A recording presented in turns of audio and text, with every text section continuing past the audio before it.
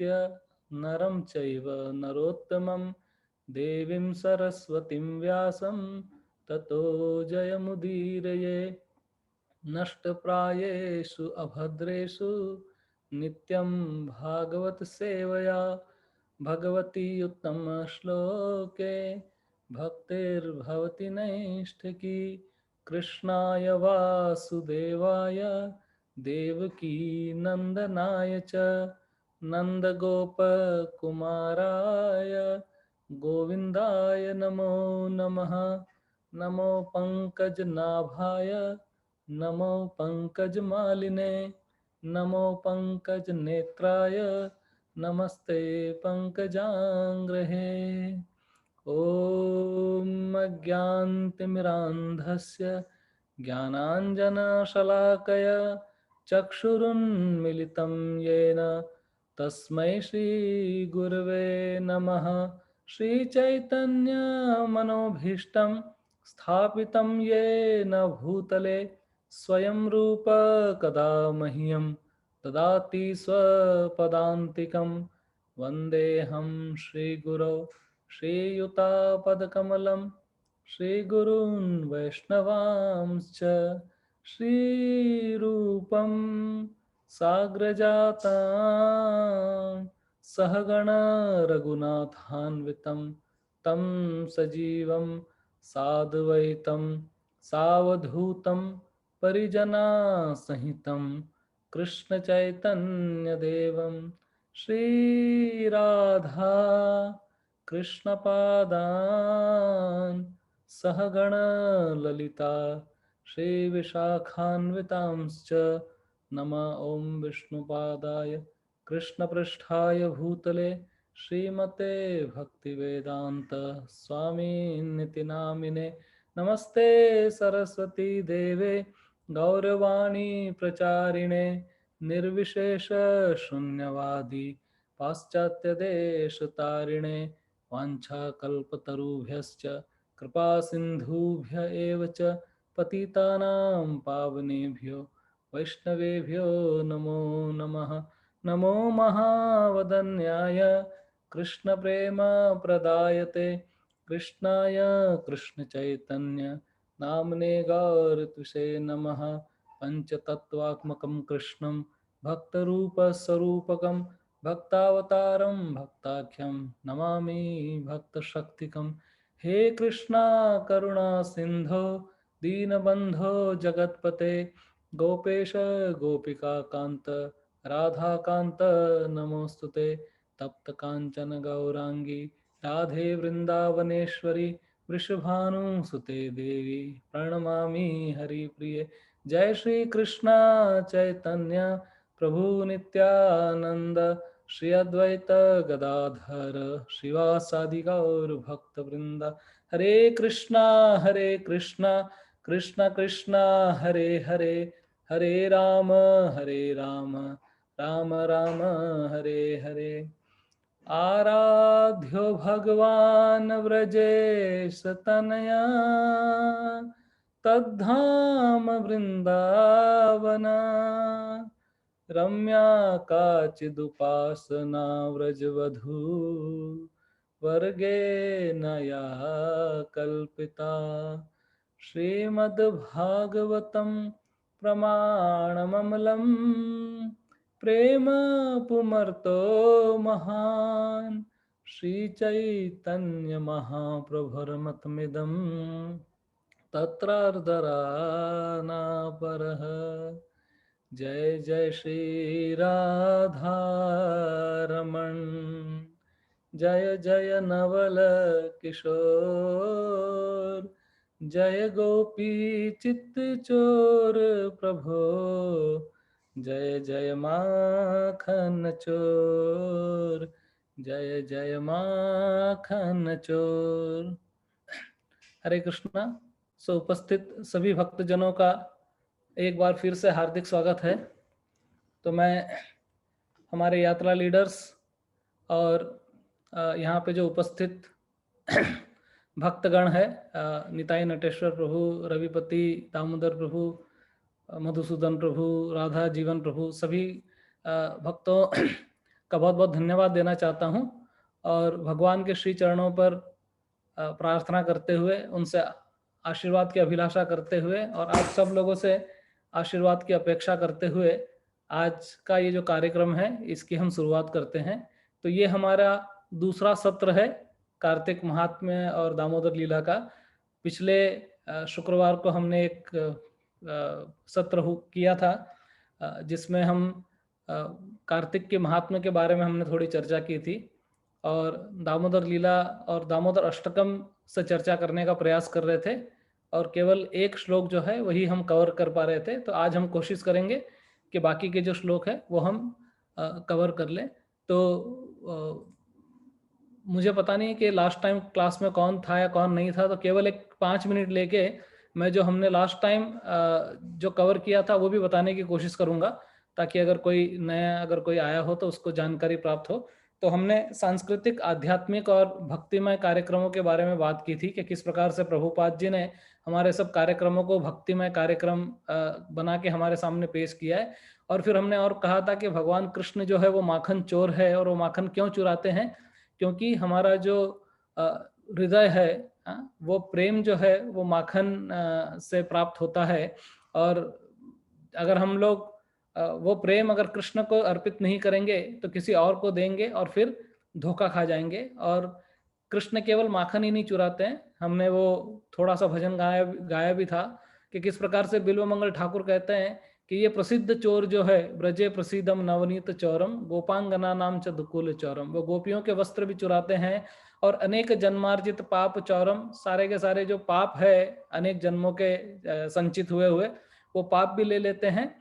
और किस प्रकार से वो और भी कई अलग अलग प्रकार की चोरियां करते हैं, जैसे उन्होंने राधा रानी के हृदय को चुराया है, उन्होंने बादल से अपने अपने रूप को चुराया है, और जो उनके आश्रित हो जाते हैं किस प्रकार से उसके समस्त वो हर लेते हैं, वो एक हरि है। और ये कहते हुए फिर हम आगे बढ़ते हुए कार्तिक के महीने की महिमा के बारे में बताया था कि किस प्रकार से कार्तिक का महीना जो है वो बहुत ही विशेष है। और भगवान श्री कृष्ण गीता में कहते हैं कि मैं मार्गशीर्ष का महीना हूँ, और जिस प्रकार से हम कृष्ण को डायरेक्ट अप्रोच नहीं करते, राधा रानी के थ्रू करते हैं, उसी प्रकार से मार्गशीर्ष महीने में हम कार्तिक के थ्रू जाते हैं। उसके अलावा हमने कार्तिक के अलग अलग और जो विशेषताएं हैं उसके बारे में चर्चा की थी। फिर भगवान की गुणों के बारे में चर्चा की थी। तो भगवान के जितने भी गुण हैं और उन जितने भी रस है हमारे पर्टिकुलरली, उस सभी रसों का आस्वादन भगवान ने इस दामोदर लीला में किया है। तो जैसे भगवान ने इसमें मधुरता, महानता, ममता, दीन वत्सलता और भक्त व्यवहारिता, इन सब का प्रदर्शन किया है। और 5 रस जो है हमारे, शांत रस, दास्य रस, साख्य रस, वात्सल्य रस और माधुर्य रस, उन सब का भी आस्वादन एक साथ इस लीला के अंदर किया है। तो हमने बताया था कि किस प्रकार से शांत रस में जो है वो दाम और उखल, रस्सी और उखल जो है वो शांत रस में है। फिर दास्य में जो है वो कुबेर के पुत्र है, मणिग्रीव और नल कुबेर। फिर साख्य भाव में जो है वो भगवान के मित्र और बंदर है। कैसे भगवान रामचंद्र जी के ये बंदर जो है इनको भगवान ने कृष्ण लीला में प्रमोट किया, ये हमने देखा था। और वात्सल्य रस में जो दामोदर लीला की हीरो है हमारी यशोदा मैया, वो है। और माधुर्य लीला में राधा रानी और गोपी है। फिर उसके बाद भगवान के जो 6 स्पेशल फीचर्स है उनके बारे में भी हमने ब्रीफली चर्चा की थी। गुण विशेष, तत्व विशेष, सौंदर्य विशेष, लीला विशेष, प्रेम भक्ति विशेष और कृपा विशेष। और उसके बाद हमने ये जो श्लोक है, पहला श्लोक, वो उसकी हमने चर्चा प्रारंभ की थी। तो आज हम श्लोक क्रमांक 2 से चर्चा प्रारंभ करेंगे, लेकिन श्लोक 1 भी पढ़ेंगे पहले, उसके बाद में श्लोक 2 के ऊपर हम थोड़ा और चर्चा करने का प्रयास करेंगे। तो ब्रीफ में ये हमने लास्ट टाइम डिस्कस किया था, तो वहां से हम आगे बढ़ते हैं। तो हम पहला वर्ष भी पढ़ लेते हैं, उसके बाद दूसरा वर्ष पढ़ेंगे।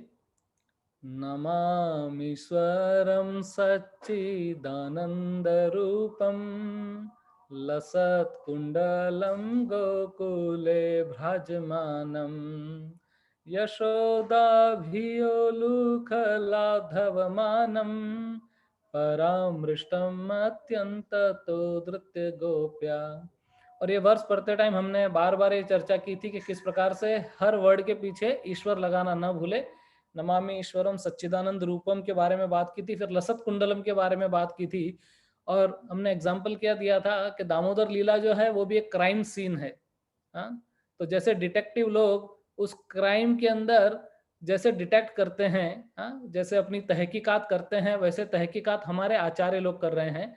तो सत्यव्रत मुनि, हाँ, स्वरूप सनातन गोस्वामी, विश्वनाथ चक्रवर्ती ठाकुर, बलदेव विद्याभूषण, भक्ति सिद्धांत सरस्वती ठाकुर, शिला प्रभुपाद, और हमारे जो कई अन्य बहुत महान आचार्य है, उन्होंने तहकीकात की है इस दामोदर आरती की, और किस प्रकार से लसत कुंडलम और गोकुले विराजमानम को हमने ज़्यादा डिटेल में चर्चा की थी। फिर यशोदा भियोलुक, कि वह भगवान जो है, जिससे मूर्तिमान भय भी भयभीत होता है, वो यहाँ पर यशोदा से डर रहे हैं, और लाघव मानव भाग रहे हैं, और भागते भागते यशोदा उनको पकड़ लेती है, कृष्ण को पराजित कर देती है। और एक और सिद्धांत शायद हमने लास्ट टाइम डिस्कस किया रहेगा कि भक्ति का अर्थ है पराजय। ये शायद भक्ति is art and science of being defeated. तो अब हम लोग यहाँ से नेक्स्ट शुरू करते हैं दूसरे वर्ष से।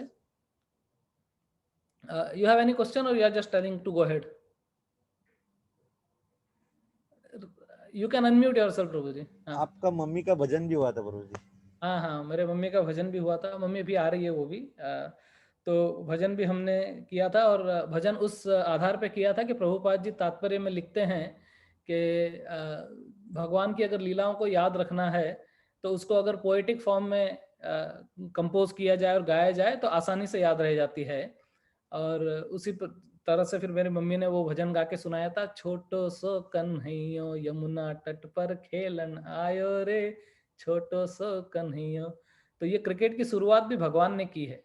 सोचो कितने क्रिकेट प्रेमी है, बड़े खुश हो गए, सोचे हम परंपरा के अंदर है। तो क्रिकेट खेल रहे हैं लेकिन परंपरा में खेल रहे हैं, क्योंकि क्रिकेट का इनिशिएटर ही कृष्ण भगवान है स्वयं। तो अभी हम दूसरा चर्चा करेंगे। हालांकि मैं अभी एक और इंग्लिश क्लास कहीं पे दे रहा था, और 1 घंटे के अंदर सिर्फ एक वर्ष का एक वर्ड ही हम लोग कवर कर पाए। तो ऑब्वियसली अगर मैं इतना डिटेल में जाऊंगा तो फिर हम यहाँ पे भी नहीं कर पाएंगे, और क्योंकि हमारे पास केवल यही हफ्ता है एक, तो मैं सोच रहा था कि मैं ब्रीफली कवर करूंगा, I will not go too much detail into it. नहीं तो लास्ट टाइम केवल एक रुदंतम और एक वरम देव मोक्षम, ये वर्ड पे ही हमारा पूरा चर्चा इतना लंबा चले गया कि एक क्लास लग गई, तो 3 क्लास में भी हमारा खत्म नहीं हुआ था। तो मैं क्विकली जाऊंगा। तो let us sing together this second verse, और उसके बाद में हम लोग इसके ऊपर थोड़ा सा चर्चा करने का प्रयास करते हैं। रुदंतम मुहुर्नेत्र युग्मं मृजंतम कराम्भोज युग्मेन शांतं नेत्रम मुहु श्वास कंप त्रिरेखांक कंठ स्थित ग्रैवम दामोदरम भक्तिबद्धम। तो अभी सत्यव्रत मुनि कहते हैं कि माता यशोदा ने कृष्ण को पकड़ लिया और पकड़ के उसको बांध लिया। तो लास्ट टाइम मैंने आपको कहा था कि हम कृष्ण को बांधेंगे ताकि कृष्ण यहीं पे रहे, कहीं जाए नहीं, और हम सेकंड वर्ष से उसकी शुरुआत करेंगे। तो हालांकि कृष्ण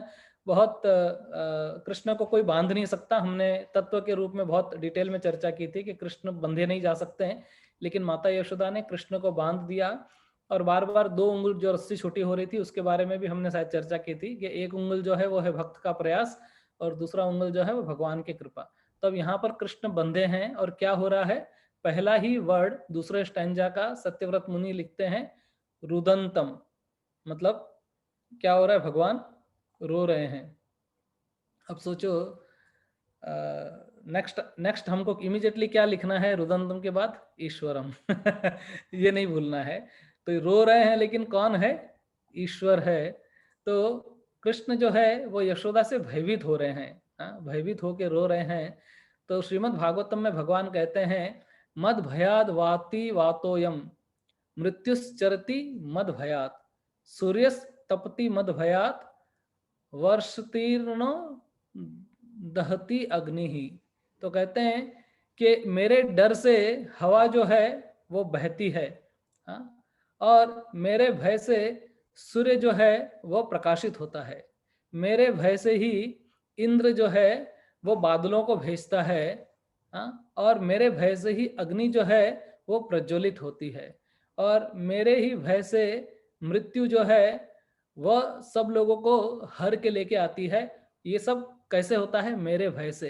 तो ये सब जो कृष्ण के भय से होता है, हाँ, मतलब सूर्य निकलता है कृष्ण के भय से, हवा चलती है कृष्ण के भय से, बादल चलते हैं कृष्ण के भय से, और मृत्यु भी जो अपना कार्य कर रही है वो भी कृष्ण के भय से कर रही है। तो ये सब अपने कृष्ण के भय से हो रहा है, लेकिन वह स्वयं कृष्ण जो है वो माता से भयभीत हो रहा है। हाँ, तो ये भी एक कॉन्ट्राडिक्शन है कि जिसके भय से सब कुछ भयभीत होता है, वो स्वयं यहाँ भय में कांप रहा है। हाँ, और कैसा कांप रहा है उसका भी मैं आपको आइडिया बताऊंगा। तो सबसे पहले क्या हो रहा है कि रुदंतम, रुदंतम मतलब रो रहे हैं। अब सोचो, कृष्ण को जो कि परम पुरुष भगवान है, उनको रोने की कोई आवश्यकता नहीं है। हाँ, लेकिन भगवान, जैसे आपको मैं एक एग्जांपल देता हूँ कि भगवान की महानता की अगर हम बात करते हैं, तो भगवान जब वराह देव के रूप में आए थे, हिरण्याक्ष के साथ में जब युद्ध करते हैं, तो भागवत उसका डिस्क्रिप्शन देता है कि वराह देव इतने बड़े थे साइज में।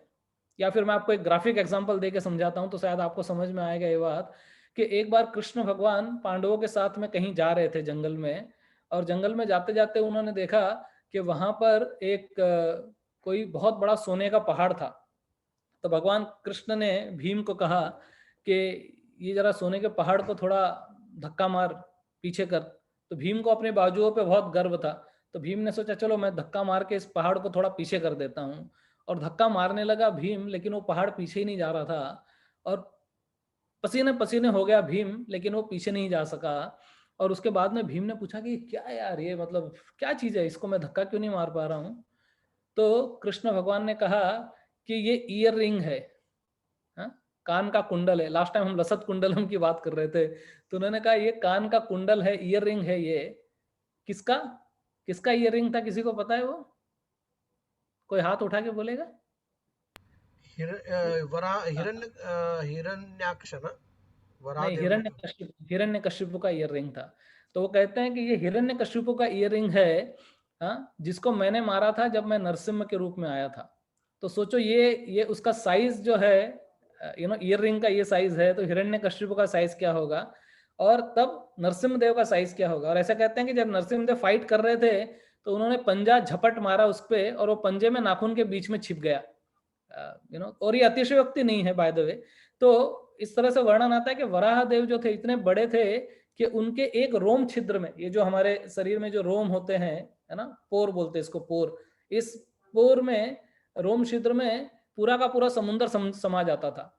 हाँ, इतना इतने बड़े थे वो। लेकिन वही वराह देव, वही नरसिम्ह देव जब कान्हा के रूप में इधर आए हैं, तो यशोदा मैया क्या करती है, एक बाल्टी पानी लेके आती है, और एक बाल्टी पानी से कृष्ण के ऊपर डालती है और कृष्ण को नहला देती है। हाँ?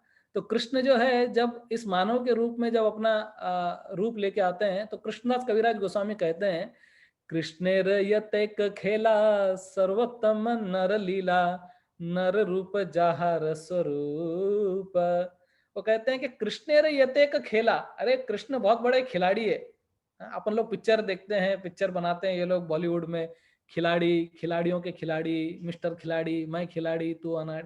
हाँ, पर बोले कृष्ण से ज्यादा बड़ा खिलाड़ी कोई नहीं है। हाँ, मेरे मेरे पापा, अभी जब भजन की हम बात कर रहे थे, मेरी मम्मी गा रही थी अभी, मेरे पापा जो गाते हैं वो मैं आपको बताता हूँ। मैं इनको बहुत बार सुनता था ये भजन गाते हुए। वो कहते थे, कृष्ण घर नंद के आए, घराना हो तो ऐसा हो, कि ये सब प्रेम से दर्शन नजारा हो तो ऐसा हो। कृष्ण नंद के घर आए गोकुल में, तो बोले घराना हो तो ऐसा हो, और किए सब प्रेम से दर्शन नजारा हो तो ऐसा हो। कृष्ण घर नंद के आए, घराना हो तो ऐसा हो, कि ये सब प्रेम से दर्शन नजारा हो तो ऐसा हो। बकासुर को मसल डाला, पूतना जान से मारी, कंस को कैस से खींचा, खिलाड़ा हो तो ऐसा हो, कंस को केस से खींचा, खिलाड़ी हो तो ऐसा हो। कूद पानी के अंदर में, नाग को नाथ कर आए। तो इस प्रकार से भजन है। और क्यों कंस कंस के बाल खींचे कृष्ण ने, क्योंकि कंस ने देवकी के बाल पकड़े थे। अगर आपको याद हो, जब भविष्यवाणी हुई थी कि देवकी तेरा 8वां पुत्र जो है वो कंस को मारेगा, तो कंस ने तुरंत देवकी के बाल पकड़े थे और तलवार उठा ली थी उस समय। तो भगवान को सब स्मरण रहता है, भगवान कुछ भूलते नहीं है। उन्होंने कृष्ण कृष्ण ने कंस को कैंस से खींचा, खिलाड़ी हो तो ऐसा हो। तो भगवान जो है वो कृष्ण यते खेला सर्वोत्तम नर लीला, लेकिन भगवान का जो सर्वोत्तम लीला है वो उनकी नर लीला है, जिसमें वो नर के रूप में आते हैं। और भगवान गीता के अंदर भी प्रिंसिपल में कहते हैं कि मूढ़ो यम नाह भी जानाति अवजानंती माम मूढ़ा मानुषिम तनुमाश्रित, कि जब मैं एक मनुष्य का शरीर लेके आता हूं तो लोग मुझे समझ नहीं पाते हैं कि मैं कौन हूं। भगवान की जो शक्ति है उसको समझ नहीं पाते हैं। इसके लिए भगवान के अगर पास टाइम को समझना है तो सबसे पहले भगवान के पावर और पोजीशन को समझना पड़ेगा। तभी हम लोग अप्रिशिएट कर पाएंगे कि रुदंतम, ये रो क्यों रहा है। नहीं तो कोई सोचेगा ये कृष्ण रो क्यों रहा है, यार कृष्ण को रोने की क्या जरूरत है। बट ये कृष्ण है कौन, पहले वो तो पता लगाओ। Please know the power and the position of the Lord, ये कौन है। अरे ये वो है जिसने हिरण्याक्ष और हिरण्यकश्यप को मारा था, जिसने रावण को मारा था। ऐसे ऐसे महान योद्धा है कृष्ण। लेकिन यहाँ पर क्योंकि मैया के साथ में इस प्रकार से लीला कर रहे हैं, तो रुदंतम मुहुर नेत्र, मुहु का मतलब होता है अगेन एंड अगेन, बार बार रो रहे हैं, एक बार नहीं कि चलो अगर एक बार रोया, ऐसा बच्चा कभी गिरता है एक बार रोता है, देखता है कोई देख नहीं रहा है तो चुप हो जाता है अगर कोई देख रहा है बच्चे को तो बार बार जानबूझ के रोता है। कृष्ण यहाँ बार बार रो रहे हैं। और नेत्र युग्मम मतलब दो जो नेत्र है, युग्म का मतलब होता है डबल, युगल सरकार जिसको हम लोग बोलते हैं, तो दो उनकी आंखें हैं और उसको क्या कर रहे हैं, युग्मम मर्जंतम। वो मर्जंतम मतलब रब रब, he is rubbing his ice, वो अपने आइस को रब कर रहे हैं। और कराम भोज युग्मेन, और युग वापिस युग्मेन यहाँ पे बोला है। कर मतलब होता है हाथ, तो दोनों हाथ से अपनी दोनों आंखों को मल रहे हैं यहाँ पे। कृष्ण मल रहे हैं। और सांतक नेत्रम, और उनकी आंखों में क्या हो रहा है, आतंक हो रहा है, आतंक।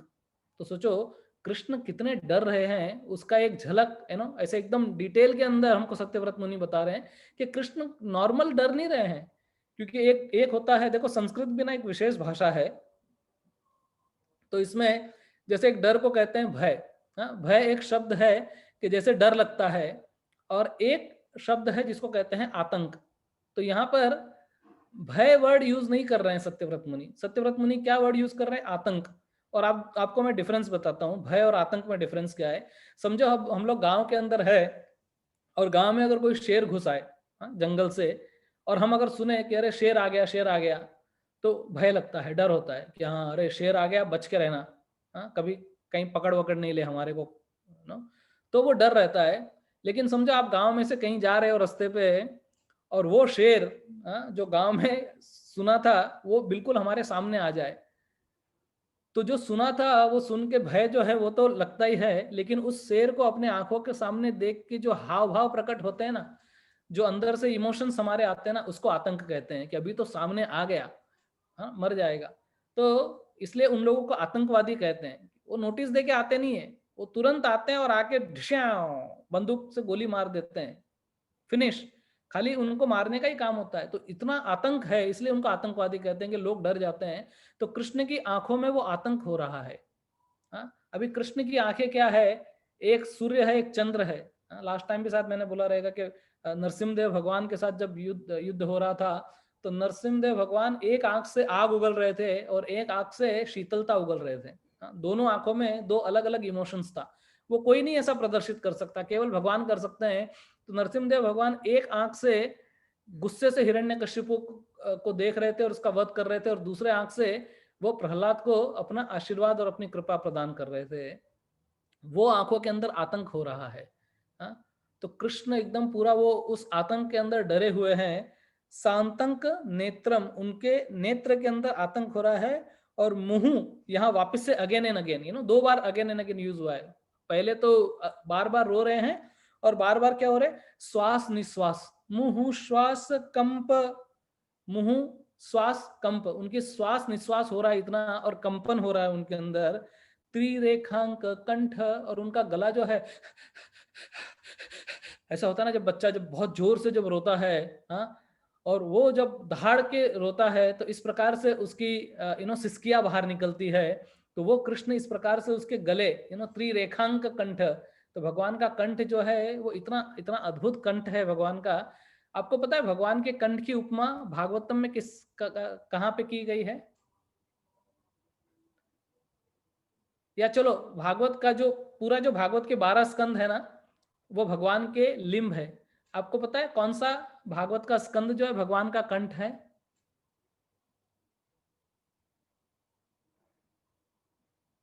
चलो मैं डिस्कस कर लेता हूँ। नहीं, 11 नहीं है प्रभु जी।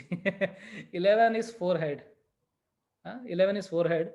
नाइन्थ नाइन्थ इज कंठ। तो जो भागवत के पहले दो स्कंद है वो भगवान के दो चरण है। उसके बाद नेक्स्ट दो स्कंद जो है भगवान के थाइज है। पांचवा स्कंद भगवान के नेवल है। छठा और सातवां स्कंद भगवान की भुजाएं हैं। आठवां स्कंद भगवान का वक्ष स्थल है। नौवां स्कंद भगवान का कंठ है। दसम स्कंद भगवान का मुख है। 11वां स्कंद भगवान का माथा है, फोरहेड है। और 12वां स्कंद भगवान का मुकुट है, क्राउन है। हाँ? तो कंठ जो है वो 9th स्कंद है भगवान का।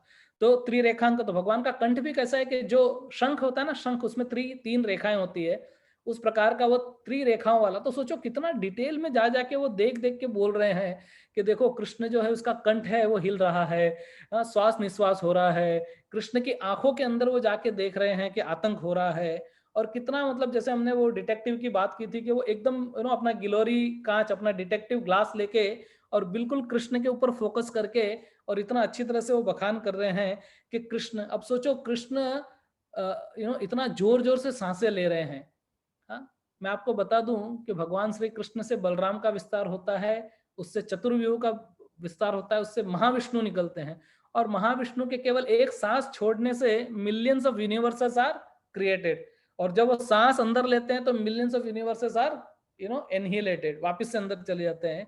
वह व्यक्ति जिसकी सांस निश्वास से सारे के सारे ब्रह्मांड प्रकट होते हो, वो क्या कर रहा है? जोर जोर से भारी सांस ले रहा है।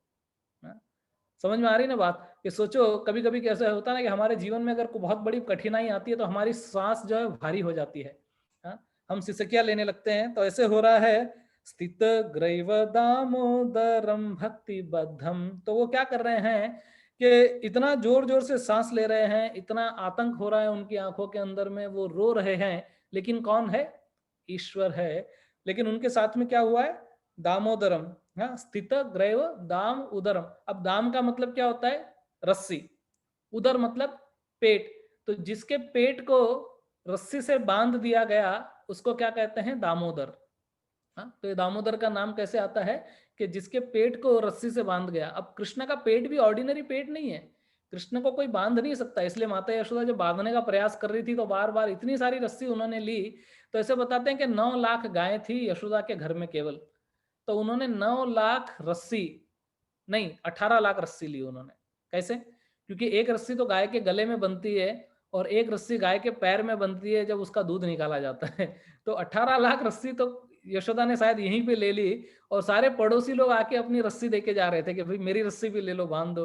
इतनी रस्सी लेके भी कृष्ण के पेट को बांध नहीं सके, क्योंकि उस उदर के अंदर, उस पेट के अंदर सारा का सारा ब्रह्मांड समाया हुआ है। जैसे लास्ट टाइम मैं आपको शायद ये बात बोल रहा था कि भगवान को जब माता यशोदा अपने स्तनों का दूध पिला रही थी तो कृष्ण के मुख में वो दूध बाहर निकल रहा था। तो उसके नील मुख पे वो सफेद रंग की जो नदी है वो बह रही थी। तो ऐसा लग रहा था कि जैसे नीला बादल है, नीला आसमान है और उसमें सफेद बादलों की कोई वर्षा या नदी प्रभावित हो रही हो। तो वो मुख जिसके अंदर कृष्ण ने क्या किया था, पूरा ब्रह्मांड बताया था। जब माता यशोदा ने बोला कि मुंह खोल, तूने माटी खाई है, तो कृष्ण का नहीं मैया मैंने माटी नहीं खाई। तो बोले नहीं बता। तो मुंह खोला तो पूरा का पूरा उसके अंदर ब्रह्मांड दिखाई दिया। यशोदा मैया को पूरे के पूरे जितने भी इस दुनिया के अंदर लोक होते हैं सारे के सारे लोक उसको दिखाई दिए। उसमें उसको नंद भवन भी दिखाई दिया और वो खुद स्वयं भी दिखाई दी। तो वह मुख जिसके अंदर पूरा का पूरा स्पिरिचुअल मटेरियल वर्ल्ड सब कुछ समाहित है, जिस पेट के अंदर सब कुछ समाहित है, वो पेट को कौन बांध सकता है? लेकिन यहाँ पर दामोदरम ये कह रहे हैं सत्यव्रत मुनि के बांध दिया उसको। छोड़ा नहीं, बांध दिया। पर कैसे बांधा? भक्ति बद्धम। तो ये बहुत ही इंपॉर्टेंट वर्ड है, इसमें अंडरलाइन करना चाहिए इस वर्ड को, कि कैसे बांधा है, भक्ति के द्वारा बांधा है। कृष्ण को केवल और केवल भक्ति के द्वारा ही बांधा जा सकता है, अदरवाइज कृष्ण को कोई नहीं बांध सकता। ना, हमने ऑलरेडी शायद वो चर्चा की थी कि कैसे दुर्योधन कृष्ण को बांधना चाहता था लेकिन कृष्ण को बांध नहीं पाया। हाँ, कृष्ण को जरासंध पकड़ना चाहता था, 17 बार अटैक किया उसने। हाँ, कृष्ण बार बार भाग गए, कृष्ण को पकड़ नहीं सका, कृष्ण को बांध नहीं सका। और कृष्ण क्या करते थे, कई कुछ लोग पूछते हैं कि क्यों कृष्ण बार बार जरासंध से भाग जाते थे। तो उत्तर दिया गया कि भाई कृष्ण क्या है, खुद मेहनत नहीं करते हैं। वो क्या करते थे कि जरासंध को हरा के छोड़ देते थे, और बाद में जरासंध जाता था और वापस से पूरी बड़ी सेना एकत्रित करके लाता था। तो जितने भी राक्षस थे उन सबको वो गठित करता था और लेके आता था कृष्ण के सामने। कृष्ण उसको मार देते थे, एक बार मारा फिर छोड़ दिया, दूसरी बार 17 बार उसको मारा, और इस तरह से सारे राक्षसों को कृष्ण बैठे बैठे खत्म कर देते थे। तो वो भी कृष्ण को बांध नहीं पाया, कोई कृष्ण को बांध नहीं सकता। लेकिन कृष्ण कहते हैं कि भक्ति बद्धम, मैं केवल भक्ति से ही बंधा जा सकता हूं। तो अगर आप मेरे भक्त हो तो आप मुझे बांध पाओगे, नहीं तो कोई नहीं बांध पाएगा। और माता यशोदा जो है वो कृष्ण की बहुत बड़ी भक्त है। इंडीड परीक्षित महाराज ये प्रश्न उठाते हैं और कहते थे कि वो दो द्रोण और धरा ने, मतलब क्या सौभाग्य किया होगा यशोदा मैया ने कि उनको कृष्ण के समान पुत्र की प्राप्ति हुई। और फिर पूरा इतिहास दोहराते हैं सुखदेव गोस्वामी के, किस प्रकार से द्रोण और धरा ने तपस्या की और तब जाके कृष्ण उनके पुत्र के रूप में प्राप्त हुए। क्योंकि कृष्ण को पुत्र के रूप में प्राप्त करना बहुत मुश्किल काम है, इतना आसान नहीं है। मैं आपको एक छोटा सा एग्जांपल देता हूँ, शायद आप इससे समझ सकोगे कि जब महाभारत का युद्ध खत्म हुआ तो द्रौपदी और धृतराष्ट्र ने कृष्ण से पूछा कि कान्हा ऐसे कैसे हुआ कि मेरे सारे के सारे 100 के 100 पुत्र मारे गए। हाँ, तो कृष्ण ने कहा कि तुमने बहुत वर्ष पूर्व, बहुत जन्म के पहले, कितने 100 जन्म के पहले, हाँ, तुमने एक कुछ 100 कीड़ों को मार दिया था, तो उसकी तुम्हारे को सजा मिली है आज। तो इतना आश्चर्य होता है धृतराष्ट्र और द्रौपदी गांधारी को। वो लोग कहते हैं कि ये क्या क्या बात है, इतनी बड़ी सजा हमारे को मिली, और इमीडिएटली मिल जानी चाहिए थी ना, इतने वर्ष क्यों हमारे को लग गए इस सजा को काटने के लिए। तो कृष्ण ने कहा कि अरे एक पुत्र को प्राप्त करने में कितना पुण्य लगता है, या एक पुत्री को प्राप्त करने में, अपना कोई भी बालक अगर हो उसके लिए कितना कितना जन्म लग जाता है, कितना पुण्य लगता है। तो तुमको 100 पुत्र मिलने थे तो उसके लिए कितना पुण्य की जरूरत होगी। तो इतने साल तक तुमने पुण्यों का संचय किया, इतने इतने वर्षों तक, और वो पुण्य का संचय करने के बाद में तुमको उसका फल भोगना पड़ा। हाँ? तो सोचो, यशोदा माँ जो है वो कृष्ण को अपने भक्ति के द्वारा बांध रही है, और यहाँ पे उन्होंने भक्ति के द्वारा बांध दिया। क्योंकि भक्ति का रज्जू इतना कठोर होता है, मतलब कि कृष्ण उससे छूट नहीं पाते। और मुझे ध्यान नहीं कि लास्ट टाइम हमने ये पॉइंट डिस्कस किया था या नहीं किया था, लेकिन कृष्ण किसी को भी मुक्ति आराम से दे देते हैं लेकिन भक्ति नहीं देते हैं। हाँ? क्या कारण है? क्योंकि मुक्ति देने पे कृष्ण भी स्वयं मुक्त हो जाते हैं उससे, कि ठीक है मुक्ति दे दिया किसी को कि जा भाई तू मुक्त हो गया, कोई बात नहीं, लेकिन बंधन में नहीं आना चाहता कोई। जैसे हम लोग भी खुद, कोई भी व्यक्ति किसी के बंधन में नहीं आना चाहता। हाँ, नहीं तो बंधन में आने पे क्या होता है कि जैसे अगर कोई जानवर किसी के बंधन में आता है, हाँ, तो फिर वो पूरा जैसे वो उसका मालिक करता है उसको वैसे करना पड़ता है। तो कृष्ण भी किसी के बंधन में बंधना नहीं चाहते हैं, क्योंकि वो जानते हैं कि मैं अगर किसी के बंधन में बंध गया तो फिर वो जैसे नचाएगा वैसे मैं नाचूंगा। हाँ, इसके लिए कृष्ण अभिज्ञ स्वराट है। हाँ, एकल ईश्वर कृष्ण आर सब भृत्य, जैथे इच्छा नचाए तैसे करे नृत्य। जैसे कृष्ण नचाते हैं वैसे वो लोग नाचते रहते हैं। लेकिन कृष्ण अगर किसी के बंधन में आ गए, किसी की भक्ति में फंस गए, तो कृष्ण मुक्ति दे देते, भक्ति नहीं देते। क्योंकि भक्ति अगर दे दी तो फिर कृष्ण को क्या करना पड़ेगा? कृष्ण को खुद नाचना पड़ेगा उनके इशारों पे, है कि नहीं? तो जैसे रसखान जी कहते ना कि शेष महेश गणेश दिनेश सुरेश ही जाहि निरंतर गावे, और जाहि अनादि अनंत अभेद अखंड अचेत सब वेद बतावे। और नारद से शुक व्यास रटे पछी पाहि तरी पनु पार न पावे, और ताहे अहिर की छोहरिया छछिया वर छाछ पे नाच नचावे। कि उसी को ये गोकुल की जो छोरियां हैं, गोपियां हैं, वो क्या करती है, थोड़े से छाछ पे नचा डालती है। थोड़ा सा छाछ कृष्ण मांगते हैं, उसको कहते हैं कृष्ण ठुमका लगा, और कृष्ण ठुमका लगाते हैं। सोचो, हाँ, कितना मतलब आश्चर्य की बात है कि ये भगवान जो है ये थोड़े थोड़े छाछ के लिए इनको नाचना पड़ता है।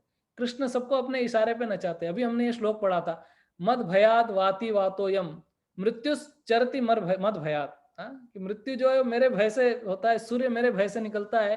लेकिन वो कृष्ण क्या कर रहे हैं यहाँ पर, उनके उस पर ठुमका लगा रहे हैं। मैं क्विकली ना एक एपिसोड ले लेता हूँ, क्योंकि बाद में शायद मुझे नहीं याद आया तो मैं भूल जाऊंगा। लेकिन गोपियां और कृष्ण का जो संबंध है ना, वो थोड़ा मैं आपको उसके बारे में बताने की कोशिश करता हूँ। कि बहुत ज्यादा डिटेल में नहीं जाऊंगा, नहीं तो मुझे पता है हम बाकी के वर्स कवर नहीं कर पाएंगे। But very briefly in 5 minute I just want to tell this very sweet episode. कि कृष्ण के इतने उल्हाने आते थे, इतनी कंप्लेंट आती थी, और सारी की सारी गोपियां एक बार यशोदा को कंप्लेंट करने के लिए गई साथ में। और उन्होंने कहा कि यशोदा, इस गांव में या तो तुम रहोगी या हम रहेंगे, हम दोनों एक साथ नहीं रह सकते।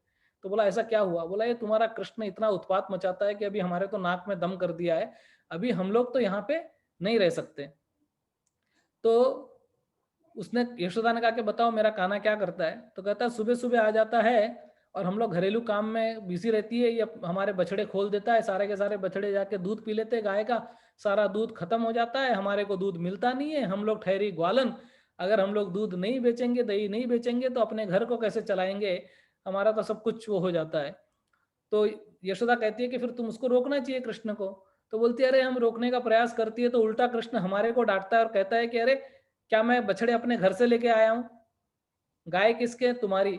बछड़े किसके? तुम्हारे। अरे तुम्हारी गाय के बछड़े तुम्हारे गाय का दूध पी रहे हैं, तो उनका बल बढ़ रहा है कि मेरा बल बढ़ रहा है? आई बहुत बात करने के लिए। तो फिर बोलते हैं कि और मैया, हम लोग जब बछड़े को पकड़ने के लिए जाती है तो ये चुपके से घर में घुस जाता है, और घर में घुस के हमारा सारा माखन खा लेता है। और खाली माखन खाता नहीं है, सब उत्पात कर देता है, तोड़ फोड़ कर देता है, और इतना सब नुकसान कर देता है हमारा। तो यशोदा कहती है कि फिर तुम माखन को छुपा के रखो। तो बोलते अरे मैया, माखन को छुपा के भी रखा, लेकिन ये कृष्ण जो है ना, ये ढूंढ लेता है। अंधेरे में भी माखन रखती है तो कृष्ण के शरीर से आभा निकलती है, आप उनको पद्मनाभ मणि पहना के रखी है, और कृष्ण की नाक इतनी परफेक्ट है कि सूंघ लेता है किधर हमने रखा है, और ढूंढ लेता है। तो मैया फिर एक और सॉल्यूशन देती है, कहती है ठीक है, उस दही को आप ऊपर छींके पे रखो, हाँ, तो कृष्ण का हाथ नहीं पहुंचेगा, वो माखन नहीं ले पाएगा। तो बोलते मैया, हमने वो भी करके देखा, लेकिन ये अकेला नहीं आता है, ये पूरी टीम को साथ में लेके आता है, और गोविंदा बना के और वो माखन का मटका उतार लेता है, हम क्या करें? तो फिर अब यशोदा कहने लगी कि तुम एक काम करो, तुम कृष्ण को माखन चुराने का मौका ही क्यों देती हो? जब कृष्ण तुम्हारे घर पे आए, हाँ, तो तुम प्रेम से उसको माखन दे दिया करो, कितना माखन खाएगा? और मैं तुमको गारंटी देती हूँ, जितना माखन तुम खिलाओगी 4 गुना ज्यादा माखन मैं तुम्हारे को दे दूंगी। हाँ, क्योंकि मेरे पास तो 9 लाख गायें हैं। तो गोपिया कहती है मैया, हमने वो भी करके देखा। हाँ, कि जब कृष्ण आता है तो हम सोचते हैं कि बेचारे को डायरेक्ट माखन खिला देते हैं, ताकि तोड़ फोड़ तो नहीं करेगा, थोड़ा ही माखन खाएगा। लेकिन हम जैसे ही कृष्ण को पूछती हैं कि कान्हा माखन खाएगा, तो कृष्ण क्या जवाब देता है पता है? आप सब सुनना चाहेंगे कृष्ण का जवाब? तो जब हम कहती है कि कान्हा माखन खाएगा, तो कृष्ण कहते हैं क्या भिखारी समझ के रखा है? हाँ? हम क्या भिखारी है क्या? हम ऐसा ऐसा माखन नहीं खाते, कमा के खाते हैं। हाँ? चोरी मेरा काम। तो बोले मैया इस तरह से करता है, अभी हम लोग तो परेशान हो गई है, हम अभी यहाँ पे नहीं रह सकते हैं। और एक गोपी और कहने लगी कि और तो और, एक बार इसने मेरा हाथ पकड़ा, और हाथ पकड़ के मुझसे कहता है कि मुझसे शादी करोगी? बोलते मैया देखो, इसको 3 साढ़े 3 बरस का बालक है, इसकी उम्र है शादी करने की, और ऐसी बातें करता है। तो इस तरह से यशोदा का जो पारा था वो चढ़ रहा था। इसमें और भी बड़ा डिस्कशन है, लेकिन माता यशोदा जब इतना गुस्सा करने आ रही थी तो कृष्ण समझ गए कि बाबा अभी तो बहुत गड़बड़ होने वाली है। तो कृष्ण बहुत चतुर है। आप सोचो, वो कृष्ण जिसने भगवत गीता सुनाई है। हम लोग गीता क्लास करते रहते हैं, करते रहते जीवन भर, अनेक अनेक अलग अलग प्रकार के नए नए श्लोकों का वर्णन समझ में आता है, सुनने मिलता है। वो व्यक्ति जिसने 45 मिनट के अंदर ये गीता सुना दी, पूरा पूरा ज्ञान दे दिया, हाँ, वो भगवान बोलने में कितना चतुर है, सोचो आप। हाँ, वो हर किसी को भी आ, मतलब तो माता यशोदा को ऐसा कन्विंस किया। सोचो, अर्जुन अर्जुन फाइट नहीं कर रहा था गीता के पहले अध्याय में, और अर्जुन जितने भी रीजन दे रहा था सब रीजन सही थे, लेकिन कृष्ण ने ऐसा कन्विंस किया अर्जुन को कि अर्जुन को युद्ध करना पड़ा। हाँ? तो कई बार लोग बोलते हैं कि यार अर्जुन तो बहुत अच्छा काम कर रहा था, लेकिन एक कृष्ण ने उसको कर दिया। So Krishna is a motivational speaker by the way. तो कृष्ण ऐसा, तो उन्होंने मैया को ऐसा घुमाया कृष्ण ने, और मैया को कहा कि मैया ये सब औरतें झूठ बोल रही है। हाँ, इसमें से कोई भी सत्य नहीं बोल रही है। झूठी सभी ये लुगैया, सुन ले मेरी मैया, बोलते ये सारी की सारी औरतें झूठी है। मैं तुझको बताता हूँ मेरे साथ एक ऐसा व्यवहार करती है। तो कृष्ण अभी यशोदा को कन्विंस कर रहे हैं, हाँ, अपने भोलेपन से, अपने प्रेम से, अपनी कला से। और मैं इसकी एक झलक आपके सामने पेश करता हूँ, आप थोड़ा इसको ध्यान से सुनिएगा। तो कृष्ण कहते हैं कि मैया, मैं जब अपने घर से बाहर निकलता हूँ ना, तो ये गोपी अपने घर पे मुझे बुलाती है और बुला के मुझसे कितना सारा काम कराती है और मेरा शोषण करती है। ये गोपी, आपको पता नहीं है, यहाँ पर आके आपके सामने डेढ़ साड़ी बन रही है। लेकिन तो कहते हैं कि मैया जब मैं घर से चलूं बुलावे, ग्वालिन घर पे मोहे, ग्वालिन घर पे मोहे, ओ मैया ग्वालिन घर पे मोहे, कि मैया जब मैं घर से चलूं। तो बोले मैं जब घर से जाता हूँ तो मुझे अपने घर पे बुलाती है और क्या करती है, मेरा दुपट्टा खींच लेती है मैया, मेरी मुरली मुझसे खींच लेती है और मुझे कहती है मेरे घर का काम कर। मैया अपने घर का काम करवाती है, खुद तो पलंग पे सो जाती है और मुझे कहती है मेरी चोटी बनाओ। हाँ, और मुझसे झाड़ू मरवाती है, मेरी मुझसे चोटी बनवाती है। मैया मैं सत्य कहता हूँ, तू तुझे पता नहीं है, आज मैं मेरा दिल दिल भर आया है, मैं तुझे बताता हूँ आज। तो कृष्ण कहते हैं झपट उतारे कांचनी, मुरली ले चुराए। तो यशोदा कहती है अच्छा तेरी कांचनी चुरा लेती है, तेरी मुरली चुरा लेती है, तू कुछ बोलता नहीं है। तो कृष्ण बोलते हैं मैया मैं क्या बोलूं, हाँ, मैं छोटा सा बालक और ये साली मोटी ढींगरी। तो बोलता है झपट उतारे कांचनी, मुरली ले चुराए, मैं छोटो ये धींगरी, इनते बचो न जाए, आप ही नाचे मोह नचावे, का बताऊं तो ए मैया जब मैं घर से चलूं बुलावे, ग्वालिन घर से मोहे। तो वो इतना नचाती है मुझे और कहती है मैया जब मैं पूरा काम करता हूँ और थोड़ा माखन मांगता हूँ तो माखन मुझे नहीं देती है माँ, और वो मुझे बोलती है पहले मेरी चोटी बनाओ। तो बोलती है, कृष्ण कहते हैं यशोदा को कैसे कन्विंस कर रहे, देखो कृष्ण कहते हैं कि भरी मटकिया मोहे निकट, गोरस की दधकाए, माखन दूंगी घनो सो, चोटी बांधो लाल, मैंने यहाँ की चीटी बीनी। बोलते मैंने इनकी चोटियां बनाई मैया, मैं तुझे क्या बताऊं। और जब मैं और माखन मांगता हूं तो मुझे कहती है नाचो। इसीलिए रसखान जी कहते हैं कि छछियावर छाछ पे नाचो नचावे। अरे कृष्ण को नचा डालते हैं। फिर कृष्ण कहते हैं मैया मेरे को तो इन लोगों से कुछ लेना देना नहीं है, ये झूठा है ना, मुझ पे आरोप लगाने के लिए आई है यहाँ पे, मुझे बदनाम कर रही है। और एक बार तो मैं आराम से ना यमुना के किनारे बैठा हुआ था, कदम के वृक्ष के नीचे, मैं तो अपनी मुरली बजा रहा था, क्योंकि कृष्ण अपना सारा का सारा काम अपनी मुरली से करते हैं। अगर आप लोगों को पता है तो मैं आपको बताना चाहता हूँ कि एक बार किसी गोपी ने और राधा रानी ने मिलकर कृष्ण की मुरली चुरा ली। तो Krishna he became like a handicap कि यार अब मैं कुछ नहीं कर सकता, मेरे पास मेरी मुरली नहीं है, मैं क्या करूं। कृष्ण एकदम मतलब बिविल्डर हो गए, कंफ्यूज हो गए, बोले मैं क्या करूं। तो कृष्ण कहने लगे मेरी मुंह लगी मुरली रे, कोई ले गई चुराए, कोई ले गई चुराए, मुरली से मैं गाय चराऊं, जब जहां चाहूं गाय बुलाऊं, वन ले जाऊं घर बगदाऊं, कैसो धोखो दे गई रे, कोई ले गई चुराए, कोई ले गई चुराए। बोले मुरली के बिना मैं गाय कैसे चुराऊंगा, हाँ, मुरली के बिना मैं रास कैसे रचाऊंगा, मुरली के बिना मैं क्या करूंगा।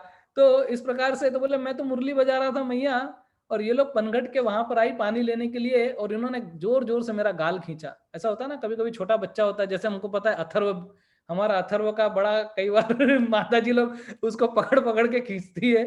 तो बोले कि एक दिन पनघट पर ओ मैया, मैं बैठो एक वृक्ष की छैया, संग बैठो बलदाऊ भैया। बलदाऊ को भी फंसा लिया, बोला अगर तुझे मेरी बात पे विश्वास नहीं है ना तो दाऊ जी से पूछ ले। ये निकली लेकर घाघरिया, बोले वहां गगरिया लेके आई वो, और उसने क्या किया, गुलवा दे दे गाल लाल कियो, मैं ठाड़ो सो रोए मैया जब मैं घर से चलूं। तो इस प्रकार से जब यशोदा ने सुना कि बाबा इतना जुल्म करती है मेरे बच्चे पे, है कि नहीं, हमारे बच्चे पे कोई जुल्म करे तो कोई माँ बाप सहन कर पाएंगे क्या? तो इसके लिए यशोदा को इतना इतना प्रेम आया कृष्ण के ऊपर कि अरे मेरे छोटे बालक के ऊपर इतना जुल्म हो रहा है, मुझे पता ही नहीं। और यहाँ पे गोपियों लोगों का पारा खिसक रहा है, वो बोल रही है कृष्णा इतना झूठ बोलता है तू, इतना झूठ बोलता है। देखो जिस भगवान को श्रीमद् भागवतम कहता है सत्यम परम धीमहि, यहाँ पर साक्षात झूठ बोल रहा है। हाँ, हर एक पॉइंट झूठ झूठ बोल बोल के और माता यशोदा को कन्विंस कर रहा है। तो इस प्रकार से गोपियों के साथ में कृष्ण लीला करते हैं तो केवल उनकी भक्ति के अंदर बंध जाते हैं। तो गोपियां जब कृष्ण को कहती है नाचो तो कृष्ण नाचते।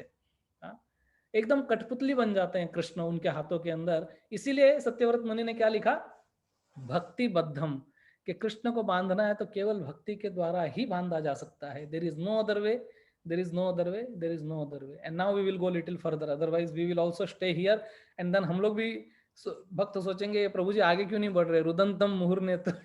आई don't want devotees to cry, let us go. So third verse पे हम लोग होते हैं इति दृक्स्वलीलाभिरानंद कुंडे स्वघोषम निमज्जन्तम आख्यापयन्तम तदीयैषितग्नेषु भक्तिर्जितैत्वं पुनः प्रेम तस्तम शतावृत्ति वंदे। तो सत्यव्रत मुनि यहाँ पे स्टैंप मार रहे हैं, ये सेकंड वर्स का स्टैंप है ये थर्ड वर्स, और जिसमें कह रहे हैं कि यही बात जो इन्होंने कही कि भक्ति के द्वारा कृष्ण बंधते हैं, तो क्या कर रहे हैं, इति दृक् स्वलीला भीर आनंद कुंडे, वो अपनी स्वलीला अपने खुद की लीला कृष्ण यहाँ पर बता रहे हैं। और कृष्ण कहते हैं कि देखो बाबा, कई बार तुम लोग ना ये वेद पुराण ये सब पढ़ते हो, पर किसके लिए पढ़ते हो, यहाँ मैं आपके सामने बंधने के लिए रेडी हूँ, प्लीज मुझे बांधो। इति दृक् स्वलीला भीर आनंद कुंडे, और अपने लीला में कृष्ण क्या करते हैं, सबको सम्मिलित करके और आनंद के कुंड में डुबो देते हैं। ऐसा आप मेरे पीछे देखो, कुसुम सरोवर का ये कुंड है, इतना मस्त है, इसके अंदर कोई जाएगा तो कितना उसको आनंद आएगा। तो कृष्ण जो क्या करते हैं कि आनंद के कुंड में डुबोते हैं। हालांकि ये जो मटेरियल वर्ल्ड है ना, इसको क्या कहते हैं, भव सागर कहते हैं। और इसके अंदर कभी कभी किसी को डुबाया जाता है, जैसे किसी को सजा मिलती है तो ऐसे बोलते हैं ना, बॉम्बे में बोची पकड़ के उसको ऐसा पानी में डुबोते हैं, तो पूरा हवा बुड़ होता है और बाद में 1 सेकंड के लिए बाहर निकालते हैं, सांस मिलती है उसको और वापस से फिर वो अंदर चले जाता है। पर वैसा नहीं है, कृष्ण अगर किसी को डुबोते हैं तो आनंद में डुबोते हैं। और अपना कैसे करते हैं कि इति दृक् का मतलब होता है कि Krishna is displaying his childhood past times. वो अपनी अपनी बचपन की लीला बता रहे हैं। इति दृक् स्वलीला भीर, स्वलीला मतलब अपने खुद के पास्ट टाइम, आनंद कुंडे और स्वघोषम। स्वघोषम का क्या मतलब होता है, घोष मतलब होता है अनाउंस करना, है ना, घोषणा। अपन बोलते हैं ना ये घोषणा की, उद्घोष किया, तो वो स्वघोषम, वो उद्घोष कर रहे हैं और अपने अपने अपने जो परिवार है उसको बता रहे हैं कि किस प्रकार से क्या करते हैं, सारे सारे परिवार को आनंद के कुंड में डुबोते हैं। और जब कृष्ण ऐसे गोपियों को और इन सबको अपने आनंद के कुंड में डुबोते हैं तो सबको बहुत मजा आता है, बहुत आनंद आता है कि कितना आनंद किया। कई बार क्या होता है, छोटे बच्चे जो होते हैं, जो जिनको तैरने का शौक होता है, या फिर आप जैसे अटलांटिस में जाओ तो वहां पे आपको टायर देते हैं, आप टायर के ऊपर रहते हो और वो टायर अंदर अंदर पानी में जाता है, कितना मजा आता है ना, ऐसा लगता है कि ओ इतना आनंद आ रहा है, इतना आनंद आ रहा है। और लोग हजारों रुपए खर्च कर करके उस आनंद की प्राप्ति करने के लिए जाते हैं, लेकिन वो क्षणिक आनंद है। कृष्ण जो आनंद देते हैं वो परमानेंट आनंद है। तो वो कहते हैं कि इति दृक् स्वलीला भीर आनंद कुंडे स्वघोषम निमज्जंतम, निमज्जंतम मतलब डुबा रहे हैं कृष्ण, आख्यापयंतम, और आख्यापयंतम का मतलब होता है एडवर्टीजमेंट। वो बता रहे हैं, ही मेक्स नोन, वो सबको प्रकट कर रहे हैं ये बात, और बता रहे हैं कि देखो इस दामोदर लीला के द्वारा मैं क्या कर रहा हूं, मैं तुम लोगों को बता रहा हूं कि मेरे धाम में क्या हो रहा है, आप लोग मेरे धाम में आओ। ममय वांशो जीव लोके जीव भूत सनातन मनः षष्ठानि इंद्रियाणि प्रकृति स्थानी कर्षति। आप लोग यहाँ पर कर्षति, घर्षण हो रहा है आपके साथ में, बहुत दुखी हो आप यहाँ पे, तो I want you to come back home, back to Godhead. So Krishna is coming here to give an invitation. He has made this movie of Golok Vrindavan and Damodar Leela is the teaser. Damodar Leela is the trailer of that movie which is playing in Golok Vrindavan. तो वो हमको एक trailer बता रहे हैं और trailer के द्वारा हम आकर्षित होते हैं ना, तो भगवान यहाँ पे वो ट्रेलर लेके आए हैं और वो मूवी का ट्रेलर, वो टीजर हमको बता रहे हैं। 2 मिनट का कहते हैं कि देखो ये ट्रेलर देखो, किस प्रकार से ये जो जो वृंदावन के वासी है, ये जो गोकुले ब्रजमानम है, ये कितना आनंद ले रहे हैं मेरे साथ में, तो आप लोग क्यों इस मटेरियल वर्ल्ड के अंदर यहाँ पे you are suffering, please come home, I am calling you. And that is very very important. So Krishna is attracting everyone's heart. Krishna क्या है, आकर्षति इति कृष्ण, सबको आकर्षित करते और कहते हैं कि आख्यापयंतम, I am making ad advertisement. और किसी प्रोडक्ट को बेचना रहता है तो ऑब्वियसली एडवर्टीजमेंट करना पड़ता है। आपको पता है बहुत हैवी एडवर्टीजमेंट होता है। अभी एक छोटे से प्रोडक्ट के लिए इतने सारे एडवर्टीजमेंट करते हैं और तब जाके कहीं आदमी को ये वो प्रोडक्ट खरीदता है। और कई बार क्या होता है कि आप जैसे अमेजोन पे कोई चीज खरीदने जाते हो या कोई वेबसाइट पे खरीदने जाते हो, तो कई बार जैसा वेबसाइट पे दिखता है वैसा शायद वो होता नहीं है। हाँ, लेकिन वो एडवर्टीजमेंट से आदमी इतना आकर्षित हो जाता है कि कई बार ना चाहते हुए भी उस चीज को खरीद लेता है। मॉल में जब जाते हैं तो बीच बीच में एकदम एडवर्टाइजमेंट लगा के रखा रहता है, भाव कम करके रखा रहता है। ये सब तो हम लोग कई बार उससे आकर्षित हो जाते हैं। तो कृष्ण भी आकर्षित करने के लिए आए हैं। लेकिन कई बार क्या है कि हमारा इतना दुर्भाग्य है कि हम लोग इस दुनिया के ऐसी ऐसी चीजों से आकर्षित होते हैं और कृष्ण को भूल जाते हैं। हाँ, कृष्ण भूलिया जीव भोग वांछा करे। क्या करते हैं हम लोग, बहुत अपना एंजॉयमेंट करने की कोशिश करते हैं। कृष्ण भूलिया जीव भोग वांछा करे, निकटस्थ तारे माया झपटिया धरे। तब माया आके क्या करती है, हमको पकड़ लेती है, झपट्टा मारती है। तो कहते हैं तदीयेषि तग्नेषु, तो तदीय का मतलब होता है कि कृष्ण के खुद के भक्त, या उनका जो पेरिफेरनेलिया है उसको भी तदीया कहते हैं। तदीयेषि तग्नेषु भक्तिर्जितैत्वम्। तो कृष्ण कहते हैं कि I can be only conquered by bhakti. वैसे तो मुझे कोई जीत नहीं सकता। मैं कौन, भगवान का एक नाम क्या है, आप किसी को पता है? समुद्र मंथन जब हुआ था उसमें भगवान के कई अवतार हुए हैं। तो मैं आपको, आप अनम्यूट कर सकते हो अपने आप को, एक दो क्वेश्चन पूछना चाहूंगा मैं। तो सबसे पहले समुद्र मंथन में चर्निंग रॉड के रूप में किसको यूज किया था? What was the churning rod? Vasuki. नहीं, that was the Meru, rope. Mountain. हाँ, मेरू। जो मेरू था वो क्या था, उसका नाम था मंदार पर्वत। हाँ, मंदार पर्वत को उसमें किया था, चर्निंग रोप के रूप में वासुकी को यूज किया था। और जब मंदार पर्वत को समुद्र में डाला गया तो क्या हुआ, पर्वत इतना बड़ा था कि पर्वत एकदम बिल्कुल भार से एकदम नीचे जाके और समुद्र के गर्त में जाने लगा। तो फिर क्या हुआ, भगवान ने एक और अवतार लिया। कौन सा अवतार लिया, आप सब जानते? टर्टल वाला। हाँ, कूर्म अवतार। तो कूर्म कूर्म अवतार लेके भगवान आए और उन्होंने अपने पीठ पे उस पर्वत को धारण किया ताकि वो पर्वत नीचे न जाए, और वो पानी के अंदर उसको स्थिर रखा। लेकिन क्या हुआ कि जब उसको यहाँ पे ऐसे रखा था तो नीचे से तो वो ठीक हो गया, लेकिन ऊपर से हिल रहा था। तो ऊपर से वो पर्वत ऐसे नीचे नीचे गिर रहा था। हाँ, पता है ना, ऐसा कोई चीज है अगर आप समझो रखो तो उसको ऊपर से भी सहारा चाहिए था। तो भगवान का एक और अवतार हुआ जो पर्वत के ऊपर हुआ। किसी को नाम याद है उस अवतार का? This is quiz. राधा जीवन प्रभु, आप अपने क्विज के अंदर लिख सकते हो ये पॉइंट। वो कौन सा अवतार था? Yes, I think Shiv Kumar Prabhu ने हाथ उठाया था। एनीवे, सो उसका नाम है अजित। अजित अवतार। ओके, अजित अवतार। तो अजित मतलब भगवान को कोई जीत नहीं सकता है, उनका एक नाम है। तो यहाँ पे क्या कह रहे हैं, भक्तिर जितेत्वम। हाँ, कि केवल भक्ति के द्वारा ही भगवान को जीता जा सकता है, अदरवाइज भगवान अजीत है। हाँ, भगवान को कोई जीत नहीं सकता। आज तक ऐसा कोई दुनिया में पैदा हुआ ही नहीं है। हाँ, जब हिरण्यकशिपु ने ब्रह्मा जी से इतने सारे वरदान मांगे, सबसे पहले तो उन्होंने कहा कि मुझे अमर बना दो।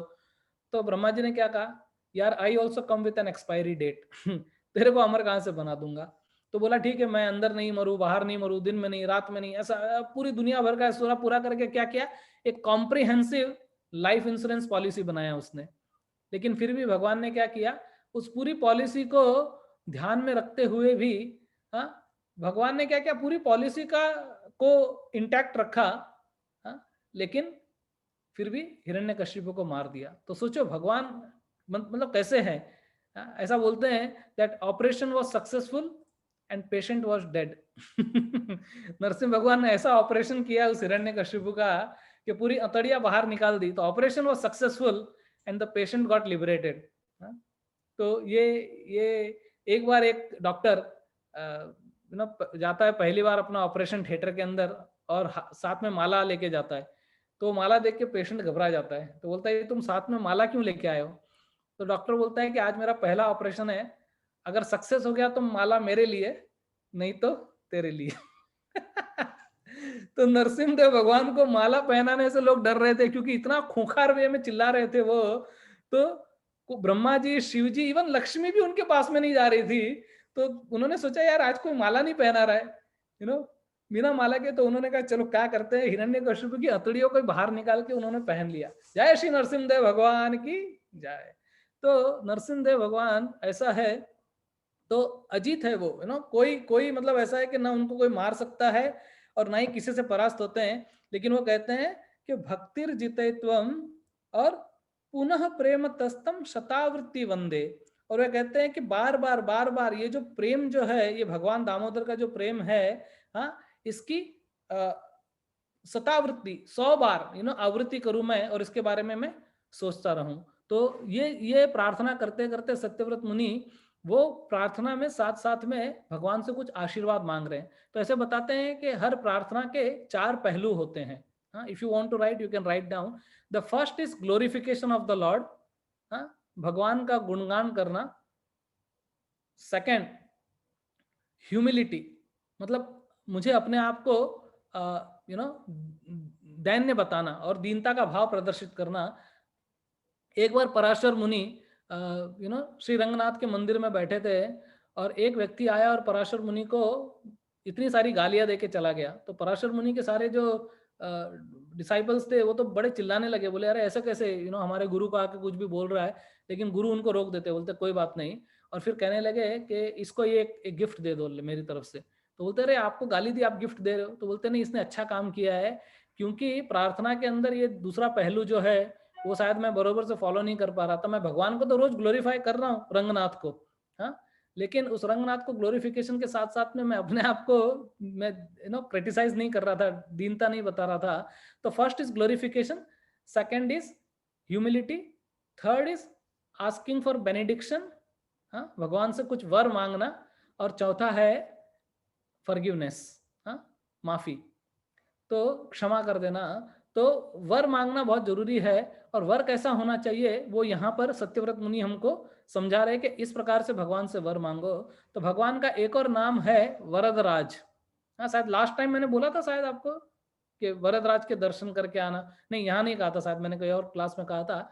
तो कांचीपुरम में साउथ इंडिया में भगवान वरदराज का एक बहुत अद्भुत मंदिर है। वह वरदराज जो अपने भक्त से, कांचीपुरम से रोज बात करते थे। और वर का मतलब होता है वरदान, द मतलब देने वाला, और राज मतलब राजा। तो वरदानों में जो सबसे बड़े राजा है, वो वरदराज है। तो वो वरदराज जो है वो किसी भी प्रकार का वर दे देते हैं।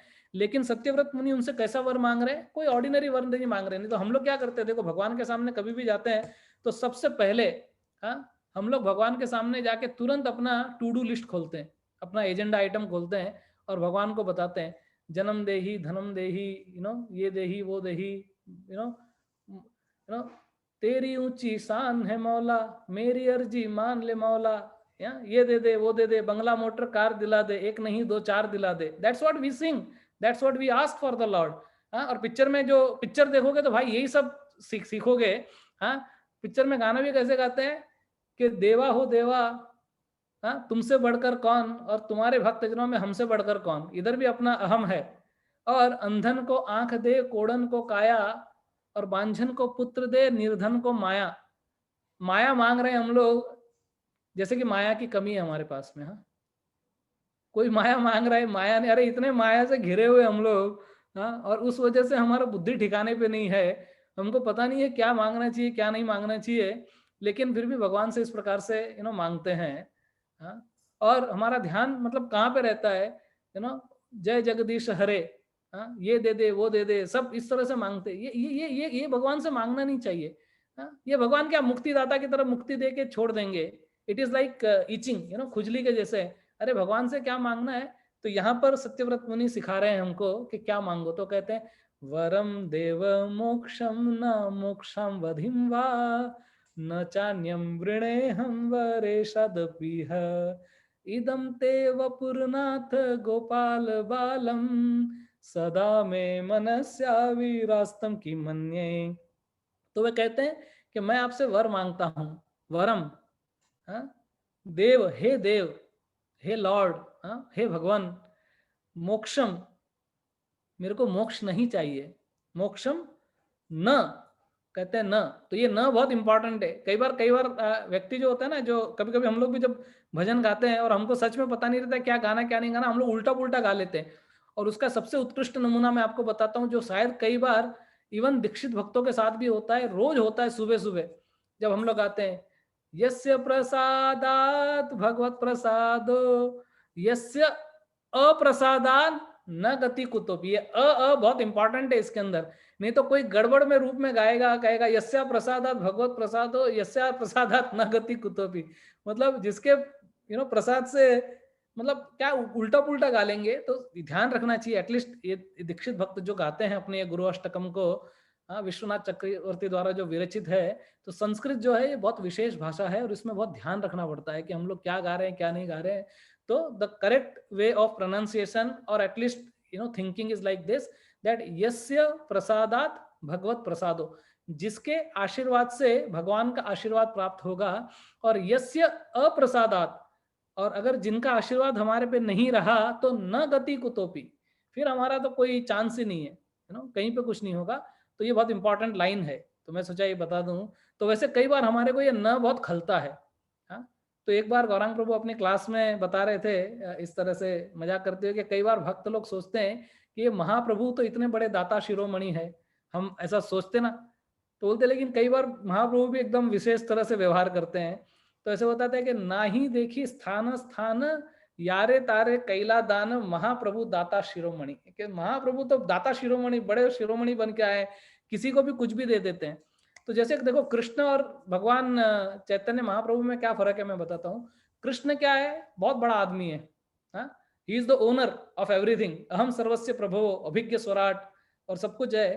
तो अपना जो बहुत बड़ा आदमी रहता है वो क्या करता है, अपने धन को बहुत छुपा के रखता है।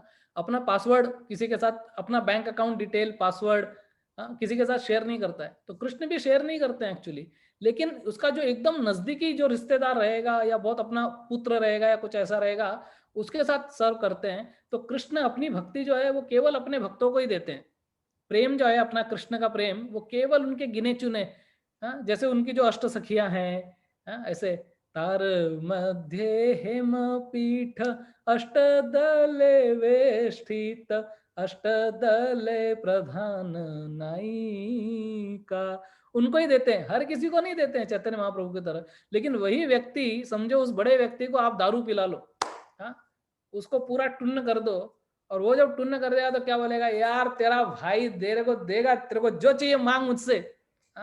तो चैतन्य महाप्रभु वो दारू पी के आए हैं राधा रानी का प्रेम का दारू पिया है उन्होंने, इंटॉक्सिकेट होके आए हैं, और उसके बाद पूरा मद मत होके और जोर से ऊर्ध्व बाहु करके क्या कहते हैं, हरे कृष्णा कृष्णा कृष्णा हरे हरे, हरे राम राम राम हरे हरे। इसी के लिए नित्यानंद प्रभु कहते हैं, भज गौरांग कहो गौरांग लह गौरांगेर नाम रे, जे जन गौरांग बोले से हो अमर प्राण रे। फिर वो क्या कहते हैं, गौरांग बोलिया दुबाहु तुलिया, दोनों हाथ उठा के बोलो गौरांगा गौरांगा गौरांगा। तो चैतन्य महाप्रभु तो एकदम पूरा का पूरा आए हैं और तुरंत बांट रहे हैं, लेकिन फिर भी कुछ कुछ चीज चैतन्य महाप्रभु की डिवोटी लोग को खलती है। तो मैं जो पॉइंट बता रहा था वापस उस पर आता हूँ। तो कहते हैं कि चैतन्य महाप्रभु ने ये न क्यों लगा दिया, जैसे ये बोलते ना मोक्षम न मोक्षम अवधिम, ये न क्यों लगाया। तो कहते हैं यार बहुत अच्छा शिक्षाष्टकम लिखा, लेकिन ये न नहीं लगाना चाहिए था। न धनम न जन्म न सुंदरीम कविताम व जगदीश काम ये, मम जन्मनी जन्मनी स्वरे भवतात भवतिर हेतु की कोई। तो किसी की जो लगता है मम जर्मनी जर्मनी, कभी कभी जर्मनी जाऊंगा मैं, यूरोप में घूम के आऊंगा। एनीवे, तो न धनम न जन्म न सुंदरीम, तो बताते हैं कि सब कुछ ठीक है, न नहीं लगाना चाहिए था, है ना। एक जन्म, थोड़ा धनम, एक सुंदरीम इज ओके।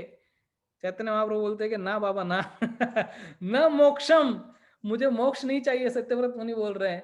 और मोक्षम अवधिम वा, और मोक्ष से बढ़कर भी जो कुछ है, तो एक मोक्ष तो ये है कि भगवान के क्या कि मोक्ष की प्राप्ति कर लेना। दूसरा है भगवान की तरह उनके जो अलग अलग जो 5 टाइप्स ऑफ लिबरेशन जो हमने पढ़ा है नेक्टर ऑफ इंस्ट्रक्शन और डिवोशन में, उसमें कि भगवान के जैसा हो जाना, वो सब भी नहीं भक्त चाहता है। Devotee does not want features like Lord. He does not want to be an associate of the Lord. He doesn't want to get merged into the Lord. Nothing. He says न अवधिम वा और न च अन्यम, और भी कुछ नहीं। मतलब मोक्ष भी नहीं चाहिए, मोक्ष के ऊपर अगर कुछ होता हो तो वो भी नहीं चाहिए, और भी कुछ नहीं चाहिए। जो चीज मैंने मांगी नहीं मांगी, कुछ नहीं, मुझे कुछ नहीं चाहिए, है ना। न च अन्यम वृणेहम वरेश, आगे क्या कहते हैं, न चान्यम वृणेहम वरेशाद पीह इदम ते वपुरनाथ। मुझे क्या चाहिए कि यहाँ पर इदम मतलब इस प्रकार से, वपु मतलब आपका ये जो फॉर्म है छोटे बाल गोपाल का, हाँ, ये बाल गोपाल का फॉर्म जो है सदा में मनसी, हाँ, अविरास्तम, मतलब it should actually just manifest in my heart, in my mind. क्या भगवान का ये जो रूप है, बस मुझे यही रूप चाहिए। और मनस अविरस्तम की मन्ये, बाकी और चीज की क्या जरूरत है मेरे को, हाँ, किसी चीज की जरूरत नहीं है। जैसे एक श्लोक मैं आपको बताता हूं कि आराधय तो यदि हरि तपसा तथा किम, न आराधय तो यदि हरि तपसा तथा किम, अंतर बहिर यदि हरि तपसा तथा किम, न अंतर बहिर यदि हरि तपसा तथा किम। मतलब अगर आप भगवान कृष्ण की आराधना कर रहे हो तो तपस्या करने की कोई जरूरत नहीं है, और अगर भगवान कृष्ण की आराधना नहीं करते हो तो तुम्हारी तपस्या का क्या लाभ। तुम्हारे अंदर और बाहर अगर हरि है तो तपस्या करने की कोई जरूरत नहीं है, और तुम्हारे अंदर और बाहर हरि नहीं है तो तुम्हारी तपस्या का क्या फायदा, ऐसी तपस्या का। हाँ, तो कहते किम अन्य, क्या फायदा, मैं तो बस भगवान के बाल गोपाल के रूप को ही देखना चाहता हूँ। और चैतन्य महाप्रभु ने हमको क्या बताया कि भाई कृष्ण के बहुत सारे रूप है, कृष्ण रयते का खेला, लेकिन उसके अंदर से हमारे को, हम कौन से कृष्ण की पूजा करते हैं, हम कौन से कृष्ण की वर्शिप करते हैं। आराध्यो भगवान व्रजेश तनया तद्धाम वृंदावन रम्या काचिदुपासना व्रजवधू वर्गे नया कल्पिता। तो वो कहते हैं कि बाबा मैं तो सिर्फ ये जो व्रजेश तनय है, हाँ, ये जो बाल गोपाल जो फॉर्म है भगवान का, ये जो श्याम सुंदर जो है, बस मैं इन्हीं को चाहता हूँ, मुझे और कुछ नहीं चाहिए।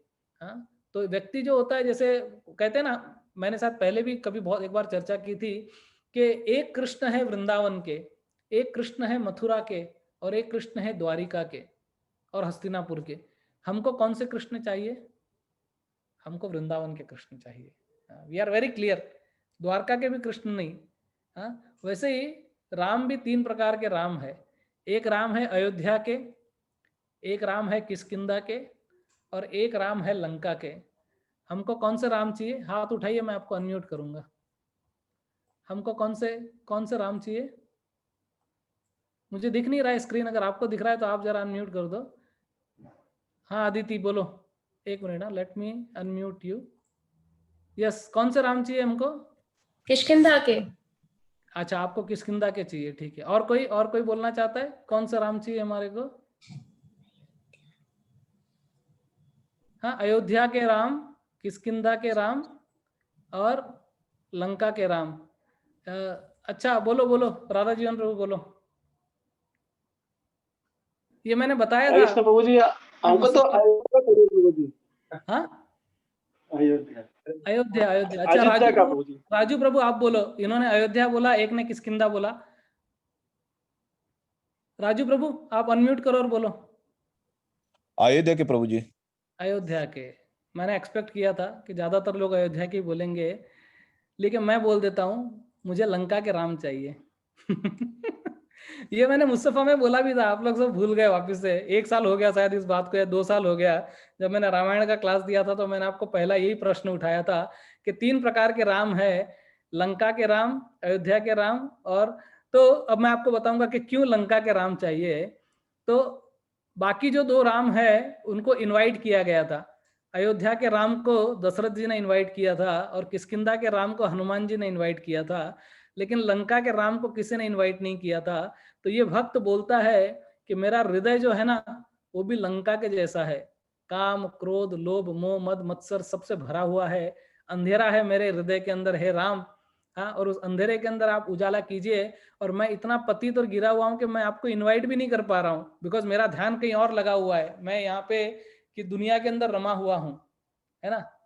मात गर्भ विच कौल कियो के भरू भजू मुरारी रे, जन्म हुओ बाहर आयो बन्यो खिलाड़ी रे, के मनवा अब दुख पासी रे। मेरे मित्र बाजू में बैठी है, ये गाती है, मेरे को सुनाती है ये।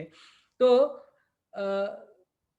मतलब भगवान को प्रार्थना करते हैं कि मैं आपका भक्त बनूंगा, लेकिन जब बाहर आते हैं तो क्या बनते हैं, खिलाड़ी बन जाता है। तो कहते हैं कि मेरा ध्यान भी नहीं है आपको बुलाने के लिए, तो आप बिन बुलाए आ जाओ। रावण ने इनवाइट नहीं किया था, लेकिन राम खुद जाके लंका पे चढ़ाई किए थे, तो इसलिए कहा मुझे लंका का राम चाहिए।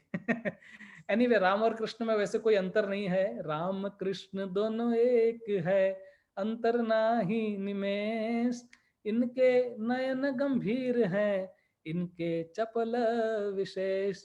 हाँ, तो रूप गोस्वामी वो कहते हैं कि ये जो बाल गोपाल का ये जो स्वरूप है, जो सत्यव्रत मुनि डिस्क्राइब कर रहे हैं, उसके बारे में वो नेगेटिव कनोटेशन में बोलते हैं कि अगर आपका मन इस दुनिया में रमा हुआ है, हाँ, आपका मन इस दुनिया के अंदर व्याप्त है और आप केवल इस दुनिया में एंजॉय करने की सोच रहे हो, और नेम फेम एडोरेशन डिस्टिंक्शन ये सारी चीजें अगर आपको चाहिए, तो रूप गोस्वामी एक एडवाइस देते हैं। वो कहते हैं please don't go to Vrindavan, आप कभी वृंदावन मत जाओ। और वो कहते हैं कि अगर गलती से आप वृंदावन चले गए तो फिर यमुना के किनारे मत जाओ। हाँ, और अगर गलती से आप यमुना के किनारे चले गए तो केशी घाट मत जाना। और अगर गलती से आप केशी घाट चले गए तो उस केशी घाट पे त्रिभंग स्वरूप में मुरली बजाते हुए उस कृष्ण का दर्शन मत करना, क्योंकि वो ऐसा काला नाग है, उसको देख लिया तो डस लेगा आपको। मतलब ये नेगेटिव कनोटेशन में बोल रहे हैं कि अगर आपको इस दुनिया से प्रेम है, क्यों क्या होगा कि जैसे ही आप केशी घाट जाके और उस कृष्ण का दर्शन करोगे, श्याम सुंदर बाल गोपाल का दर्शन करोगे, तो क्या होगा, आपका सारा का सारा जीवन समाप्त हो जाएगा वहीं पे। तो वो नेगेटिव कनोटेशन में इसको ग्लोरीफाई कर रहे हैं और बोल रहे हैं कि देखो ये बहुत इंपॉर्टेंट है। हाँ, तो very very important for us to understand कि वो कहते हैं कि मुझे और कुछ नहीं चाहिए, मुझे जो आपका ये जो बाल गोपाल का जो स्वरूप है, बस इसको अपने मन में उतारना है। क्योंकि एक बार ये मेरा मन इसमें बस गया तो क्या होगा, मोरा मन वृंदावन, तब वो वृंदावन बन जाएगा, नहीं तो बहुत ही डिफिकल्ट हो जाएगा मेरे लिए। तो कहते हैं कि बस मेरा सब जगह से ध्यान हटा के कि मन नहीं, मुझे और कुछ नहीं चाहिए, मुझे केवल इदम ते वपुरनाथ गोपाल बालम, और उस गोपाल बाल गोपाल के अंदर मेरी आस्था जो उसको स्थित कर दो। अब हम आगे बढ़ेंगे, फटाफट भागना पड़ेगा। इदम ते मुखाम भोजम अत्यंत नीलैर वृतम कुंटल स्निग्ध रक्तश्च गोप्या मुहुश्चुंबितम बिंब रक्तधरम में मनस्या विरास्तम गलम लक्ष्य लाभ है। तो कह रहे हैं यहाँ पे कृष्ण की सौंदर्य विशेषता का वर्णन हो रहा है। वैसे तो कृष्ण की सौंदर्यता का वर्णन पहले भी हुआ, अभी भी हुआ, बाल गोपाल के रूप में भी हुआ, लेकिन यहाँ पर क्या कर रहे हैं, अभी जैसे हम लोग जूम प्लेटफॉर्म पे है, राइट, तो सत्यव्रत मुनि अभी कैमरे को जूम कर रहे हैं और जूम करके और कृष्ण के मुंह पे फोकस कर रहे हैं, वहां पे ला रहे हैं इस कैमरे को, और कहते हैं इदम ते मुखाम भोजम, कि आपका ये जो मुख है, ये कैसा है, मुखाम भोजम अत्यंत नीलेर, ये बहुत ही नील वर्ण का ये आपका मुख है, जो मुझे अभी दिखाई दे रहा है। इदम ते मुखाम भोज, इट्स ए लोटस लाइक, अंबुज का मतलब होता है लोटस। नमो पंकज नाभाय नमो पंकज मालिने नमो पंकज नेत्राय नमस्ते पंकजांग्रहे। कई सारे वर्सेस के अंदर भगवान श्री कृष्ण का ग्लोरिफिकेशन हुआ है कमल के माध्यम से रूप में। उनको कमल की उपमा दी गई है। तो ओम अपवित्रो पवित्रो वा सर्वावस्था गतोपि वा यस्मरण पुंडरिक काक्ष स बाह्याभ्यंतर शुचि। पुंडरिक काक्ष यहाँ पे भी कमल से उपमा की है। तो वे कहते हैं इदम ते मुखाम भोज, आपका जो मुख है वो कैसा है, कमल के समान है। और कैसा कमल है, जनरली कमल जो होता है वो गुलाबी कलर का होता है, लाल कलर का होता है, लेकिन ये नील कमल है, नीले कलर का कमल है, अत्यंत नीलय, और वृतम कुंटलई, और कुंतलई मतलब आपके इस कमल के समान ये जो आपका मुख है, इसके बाजू में आपके जो कुंतलई मतलब आपके जो लॉक्स ऑफ हेयर्स जिसको बोलते हैं इंग्लिश में, कि बहुत सारे गेंसू जो है, बहुत सारे बाल है। हाँ, इतना अच्छा। कृष्ण का एक नाम है केशव, क्यों? क्योंकि उनके जो बाल है वो इतने सुंदर है, और कृष्ण के उस बाल का की भी बहुत सारी बखान और महिमा की गई है, पर आई थिंक उसके अंदर मैं डिटेल में नहीं जाऊंगा। लेकिन भीष्म पितामह जब अपना प्राण त्यागते हैं तो कृष्ण के उसी चेहरे को देखते हैं जहां पर कृष्ण उनके ऊपर वो चक्र लेके मारने के लिए आए हैं, वो पहिया लेके। तो पहिया लेके जब कृष्ण उनकी तरफ भागते हैं तो देखते हैं कि उनका मुकुट गिरा हुआ है, उनके बाल उड़ रहे हैं, और पूरा का पूरा धूल उसके अंदर आ गया है। और वैसा स्वरूप जब देखते हैं अपने भीष्म पितामह, तो वो प्रार्थना करते हैं, इतिमति रूप कल्पिता वितृष्णा भगवती सात्वत पुंगवे विभुम्ने ससुखमुपगते क्वचिद विहर्तुं प्रकृतिमुपेयुषि यद्भव प्रवाह। भागवत में इतनी अच्छी स्तुति है भीष्म पितामह द्वारा। वो कहते हैं कि मेरी मति जो है कृष्ण आप में स्थित हो जाए, हाँ बस मैं यही चाहता हूँ। तो ये कहते हैं इदम ते मुखाम भोजम अत्यंत नीले वृतम कुंटले स्निग्ध रक्तेश्च गोपिया। और इतना स्निग्ध मतलब उनके बाल कैसे हैं? काले घने मुलायम बाल, हाँ ग्लॉसी। ये जो एडवर्टीजमेंट इन्होंने लिए ये भी शायद यहीं से चुराया है। हाँ, रक्ते मतलब और एकदम पूरे लाल वर्ण के, जैसे कई बार जो महिलाएं हैं ना वो अपने बालों में कलर करती है, कई बार अपने आंखों में कलर करती है। तो एक बार कृष्ण और गोपिया का जब संवाद होता है तो गोपिया कृष्ण को कहती है कि तू इतना काला कलूटा क्यों है, हा? इतना काला क्यों है? तो कृष्ण कहते हैं कि यार मैं काला अपने आप नहीं हूँ, तुम्हारी वजह से काला हूँ। तो गोपिया कहती है तू इतना बता दे कान्हा तेरा रंग काला क्यों, तू काला होकर भी जग से निराला क्यों। तो कृष्ण कहते हैं क्यों गोपी आंखों में काजल लगाती हो और नैनों में मुझको बसाती हो, तेरे कजरे का रंग काला इसीलिए काला हूँ। बोलता मेरी कोई गलती नहीं है, ये तो तू देखते रहती है बार बार बार बार, मैं मुझे काला बना देती है तू। और ये तो वो जमाना था जब काजल का रंग केवल काला होता था। हाँ, आज का जमाना होता तो नारंगी, ब्लू, पीला गुलाबी, हर तरह का काजल जो है, जो पूतना और सुरपंखा लगाया करती थी, आजकल सब लोग लगा रहे हैं उस काजल को। एनीवे, तो बहुत अच्छा अच्छा मतलब कृष्ण अपना जवाब देते हैं। वो कहते हैं कि मैंने काली रात में जन्म लिया और काली गाय का दूध पिया। हाँ, मेरे कजरे का मेरे बोलते अपने जो दुपट्टे उसका रंग काला है, उसकी वजह से मैं काला हूं यार, मैं ऐसे काला नहीं हूं। एनीवे, तो कहते हैं सॉफ्ट मुलायम बाल जो है जो गोपिया और मुहुस चुंबितम बिंब, और बार बार गोपिया और यशोदा मैया क्या करती है? कृष्ण का मुंह का चुंबन करती है। हाँ, मुहुस चुंबितम बिंब रक्ता धर्म में, और बिंब मतलब एक बिंब फ्लावर होता है जिसका गुलाबी कलर का कलर होता है। तो वो कृष्ण के जो होठ है वो कैसे गुलाबी कलर के हैं। हाँ? और कृष्ण जब गुस्से हुए थे ना तो उन्होंने क्या किया था? अपने होठ को ऐसे काटा था। आई डोंट नो, शायद मैंने बात यहाँ पे आपसे कही थी कि नहीं कही थी, लेकिन वो इतना गुस्सा हो रहे थे कि अपने होठ को ऐसे दांतों से काट रहे थे। तो कृष्ण यहाँ पर एक संदेश देना चाहते हैं कि देखो मैं भले गुस्सा भले हो रहा हूँ, लेकिन फिर भी आपको समझना चाहिए कि मेरे होठ जो है वो लाल है, मतलब लाल कलर रजोगुण में आता है, और दांत जो है वो सफेद है। हाँ, और वो कैसे हैं? वो रजोगुण को प्रदर्शित सत्वगुण को प्रदर्शित करते हैं। तो सत्वगुण हमेशा रजोगुण पे हावी होना चाहिए। हाँ, तो अगर हम लोग गुस्सा भी करते हैं, if we are aware of the situation, then it is easy to control. हाँ, तो कृष्ण एक संदेश दे रहे हैं। तो मुहुः चुंबितम बिंब रक्ता धर्म में मनस्या विरास्तम, वापिस से यहाँ पे कहते हैं कि मेरे मन में वापिस से अविरास्तम मतलब यू प्लीज मैनिफेस्ट अलम। हाँ, बाकी चीज की क्या जरूरत है? लक्ष्य लाभ है मुझे, और कोई लाभ नहीं चाहिए, और कोई करोड़ों करोड़ों जो लाभ इस दुनिया में होते रहेंगे वो भी मुझे नहीं चाहिए। मुझे तुम सिर्फ क्या करो, मुझे तुम सिर्फ ये एक चीज दे दो जो मैं आपसे चाहता हूं।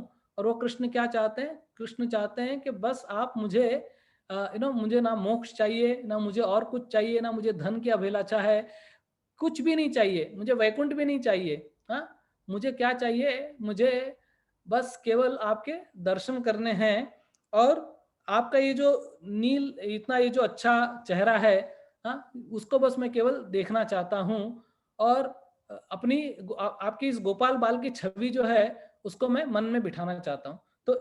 तो जब ये बोलते हैं कि मुझे वैकुंठ भी नहीं चाहिए, मुझे मोक्ष भी नहीं चाहिए, तो एक बार प्रभुपाद जी ने, ये बहुत इंटरेस्टिंग एपिसोड है, मैं आपको बताता हूँ, आप सुन सकते हैं इसको।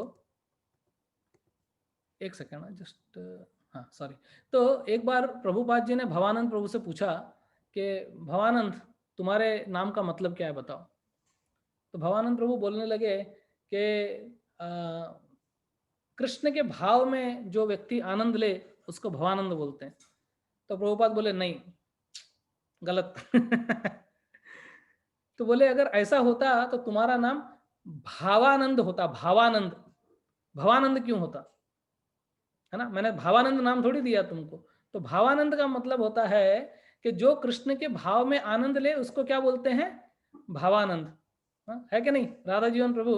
तो वो बोले कि नहीं ये भावानंद नहीं है, भवानंद है। तो बताओ भवानंद का क्या मतलब है। तो उनको समझ में नहीं आया। तो प्रभुपाद ने बोला कि देखो भव का मतलब है ये मटेरियल वर्ल्ड, राइट। भव का मतलब क्या है, हम कहते हैं ना भव सागर है, ये भव सागर को पार करना है। तो भव का मतलब है मटेरियल वर्ल्ड। तो कहने लगे कि जो व्यक्ति इस मटेरियल वर्ल्ड के अंदर आनंद ले उसको कहते हैं भवानंद। और भवानंद को शौक लगा दिल के अंदर, धाड़ के बाबा ऐसा कैसा नाम दे दिया मेरे को। हाँ, एनीवे हम लोग भी कभी कभी हमारे नाम को लेके बड़े कॉन्शियस रहते हैं। लेकिन एक बार महाराज ने बताया था कि तुम्हारे नाम में सबसे इंपॉर्टेंट पार्ट क्या है, दास। बाकी सब छोड़ो, ये दास बहुत इंपॉर्टेंट है, उसको कभी भूलना नहीं। हाँ, तो बोले भवानंद का मतलब ये है कि जो इस मटेरियल वर्ल्ड के अंदर आनंद लेता हो। तो भवानंद प्रभु तो एकदम झटके में आ गए, उन्होंने बोला अरे ऐसे कैसे हो गया प्रभुपाद। फिर प्रभुपाद ने एक्सप्लेन किया और प्रभुपाद ने कहा कि देखो भगवान का जो नित्य धाम है, वहां पर सारी क्रियाएं चल रही है एज इट इज, सब भगवान की सेवा वगैरह सब कुछ हो रहा है। लेकिन there is one activity which is not happening there. And what is that activity, कोई बताएगा अनम्यूट करके। मैंने इसको हालांकि 2-3 बार बताया है, but I would like to first ask the Namahatta Nityananda Kutir devotee, if you can see me, Nityananda Kutir. तो एक एक्टिविटी है जो भगवान के धाम में नहीं चल रही है, और वो क्या है, कौन बताएगा।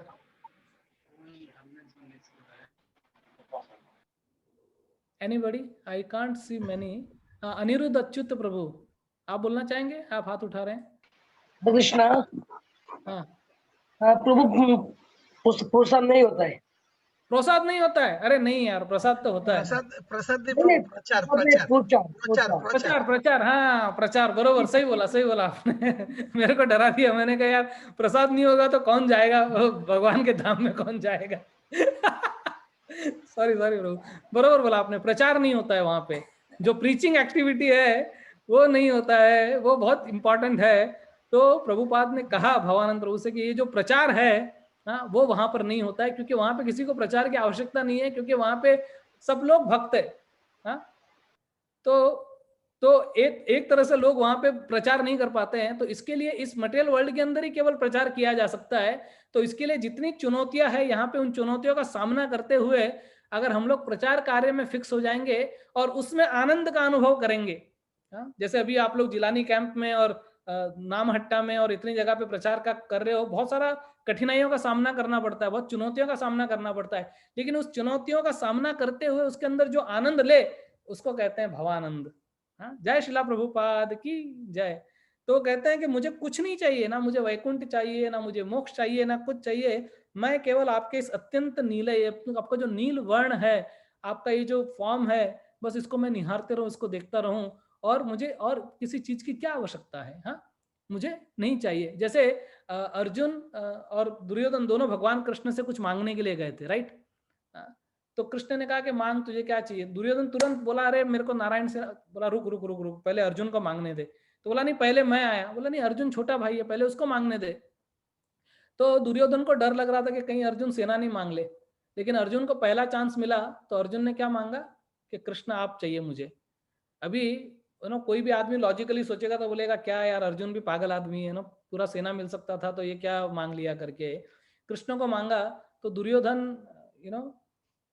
बोला हाँ ठीक है, अभी यार अर्जुन ने कृष्ण को मांग लिया तो मैं क्या करूं, मैं तो सेना ले लेता हूँ। और वो सेना लेके हंसते हंसते खुश होके गया, लेकिन शकुनी भी उसको डांटने लगा, बोला मूर्ख, वो अकेला कृष्ण पूरी सेना पे भारी है, तेरे को मालूम नहीं। हाँ, तो कृष्ण भगवान जो है उन्होंने भी अर्जुन से पूछा कि पार्थ एक बात बताओ, जब तुम सेना मांग सकते थे, और मेरी सेना मतलब कौन, अद्वितीय, अप्रतिम, हाँ, अद्भुत और अजय सेना है, सुसज्जित पूरी, और ऐसी सेना, हाँ, वो मांग सकते थे, तुमने मुझे क्यों मांग लिया, मैं तो निहत्था शस्त्र भी नहीं उठाऊंगा। हाँ, तो अर्जुन को कृष्ण कहने लगे मजाक मजाक में कि माखन दुर्योधन ले गया, तेरे पास रह गई छाछ।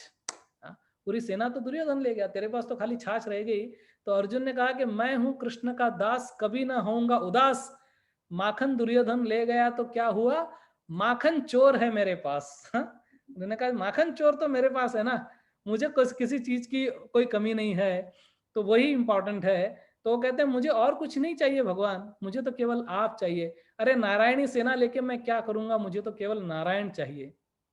हाँ, तो इसके लिए वो कहते हैं कि मुझे केवल नारायण चाहिए, केवल भगवान चाहिए। तो यहाँ पर वो बता रहे हैं इतना अच्छी तरह से। फिर आगे कहते हैं नमो देव दामोदर अनंत विष्णु प्रसीद प्रभो दुख जालाभिमग्नम कृपा दृष्टि वृष्ट्याति दीनम बतानु गृहाणेश मामज्ञ में अक्षी दृश्या। सो कहते हैं नमः, वापिस से ही इज बोइंग डाउन, वो क्या कर रहे हैं यहाँ पर अपना वापिस से ढोक दे रहे हैं, यहाँ पे वापिस से नमन कर रहे हैं। और वो कह रहे हैं कि यहाँ पर भगवान का बहुत प्रकार से संबोधन हुआ है। हाँ, क्या क्या कहते हैं, नमो देव दामोदर अनंत विष्णु, इतनी सारी चीजें एक साथ सत्यव्रत मुनि ने बोल दी। हाँ, कि आप देव हो, हाँ, you are the divine lord, आप दामोदर हो, अरे जिसके पेट को माता यशोदा ने बांध दिया, अनंत हो, आप अनंत हो, हाँ, और कौन हो, विष्णु, अरे आप सबसे बड़े भगवान हो, प्रसिद्ध प्रभु, और क्या है, आप प्रभु हो, प्रभु सबसे बड़े प्रभु हो, और प्रसिद्ध प्रभु दुख जालाभिमग्नम, और सारे दुखों को दूर करने वाले हो। तो इतने प्रकार से संबोधन कर रहे हैं ये सत्यव्रत मुनि, और कहते हैं कि कितने आप प्रभु हो, हाँ, आप आओ और आप मुझे भी बचाओ, और आप मुझे वर दो इतने सारे। तो कृष्ण समझो ऐसा बोले कि यार मैं तो छोटा सा बालक हूं, मैं क्या करूं, माँ ने मुझे बांध दिया, मैं तो अभी कुछ नहीं कर सकता। तो कहते हैं कि आप बंधे हुए हो तो क्या हुआ, फिर भी आप प्रभु हो, आप विष्णु हो, और आप भक्तों की जो जो प्रार्थना है उसको विफल नहीं होने दोगे। हाँ, आपको तो कृष्ण कहते हैं कि मैं तो बहुत दूर दूर से आना पड़ेगा, मुझे अपने वैकुंठ से आना पड़ेगा तुमको बचाने के लिए। तो वो कहते हैं कि नहीं, हाँ, आप प्रभु हो, आप अनंत हो, आप लिमिटलेस हो, आप कहीं से भी प्रकट हो सकते हो। हाँ, के दुशासन ने जब हाथ अपने बढ़ाए तो द्रग बिंदु थे द्रौपदी ने गिराए, न की देर कुछ द्वारिका से सिधाए, अमित रूप बनकर यूं साड़ी में आए, के हर तार थे आपका रूप धारे, हरे कृष्ण गोविंद मोहन मुरारे, हरे कृष्ण गोविंद मोहन मुरारे, यही नाम मुख में हो हरदम हमारे, हरे कृष्ण गोविंद मोहन मुरारे। तो कहते हैं कि आप तुरंत प्रकट हो जाओगे। अरे द्रौपदी ने आवाज लगाई थी, पूरा गोविंद भी नहीं कहा, केवल गो कहा था, गो, उसमें कृष्ण वहां पर प्रकट हो गए। जब गजेंद्र ने जब आपको आवाज लगाई, हाँ, गरुड़ छोड़ नंगे ही पांव पधारे, हरे कृष्ण गोविंद मोहन मुरारे, कि तुरंत आप प्रकट हो गए। हाँ, जब आपको गजेंद्र ने बुलाया तब आप प्रकट हो गए, आप तुरंत आ जाते हो भगवान। हाँ, अहम एव समुद्धरता मृत्यु संसार सागरात भवामी न चिराम पार्थ, बोलते आपने घोषणा की है भगवत गीता के अंदर कि आप कभी देर नहीं करोगे। हाँ, भले हम लोग गाना ऐसा बना ले, बड़ी देर हुई बड़ी देर हुई कब लोगे शरण मोहे राम, लेकिन भगवान तुरंत आते हैं। हाँ, तुरंत एकदम दौड़ के आते हैं। तो भगवान कहते हैं कि मैं तो सर्वव्यापी हूँ, दूर हूँ, बहुत दूर हूँ, मुझे दूर से आना पड़ेगा या मुझे देवताओं से कंसल्ट करना पड़ेगा। तो बोलते हो नहीं, आप मास्टर हो, आपको किसी से कंसल्ट करने की जरूरत नहीं, आप अपना डिसीजन खुद लेते हो और खुद आते हो। करतुम अकर्तुम सदा करतुम एवं प्रभो, आप तो प्रभु हो, अरे आपको कुछ करने की जरूरत नहीं है, आप जो चाहे वो कर सकते हो। हाँ, और आप तो जो है आप देवताओं को भी डांट लेते हो। तो जब नरसिंह भगवान ने हिरण्यकश्यप का वध किया, इतना जोर जोर से चिल्ला रहे थे वो, और फिर ब्रह्मा जी की ओर देखा और ब्रह्मा जी को इतना जोर से डांटा नरसिंह भगवान ने, बोला नेक्स्ट टाइम जब तुम बूंद दोगे ना किसी को तो ध्यान रखना, 4 सिर दिए मैंने तुम्हारे को, चारों सिर में चारों दिमाग को एक साथ लगा के बाद में कभी किसी को बूंद देना, कुछ भी करते हो यार, फिर मेरे को ऐसा ऐसा करके आना पड़ता है। जब महाभारत का युद्ध खत्म हो गया और दुर्योधन जाके उस एक नदी के अंदर, वो क्या बोलते हैं, झील के अंदर जाके छुप गया, और वहां पे जब जाके युधिष्ठिर और 5 पांडवों के साथ में कृष्ण वहां पर गए और युधिष्ठिर ने उसको आवाज मारी दुर्योधन को, बोला आ दुर्योधन क्या कायर कैसे छुप के बैठा हुआ है, आजा युद्ध कर मेरे साथ में।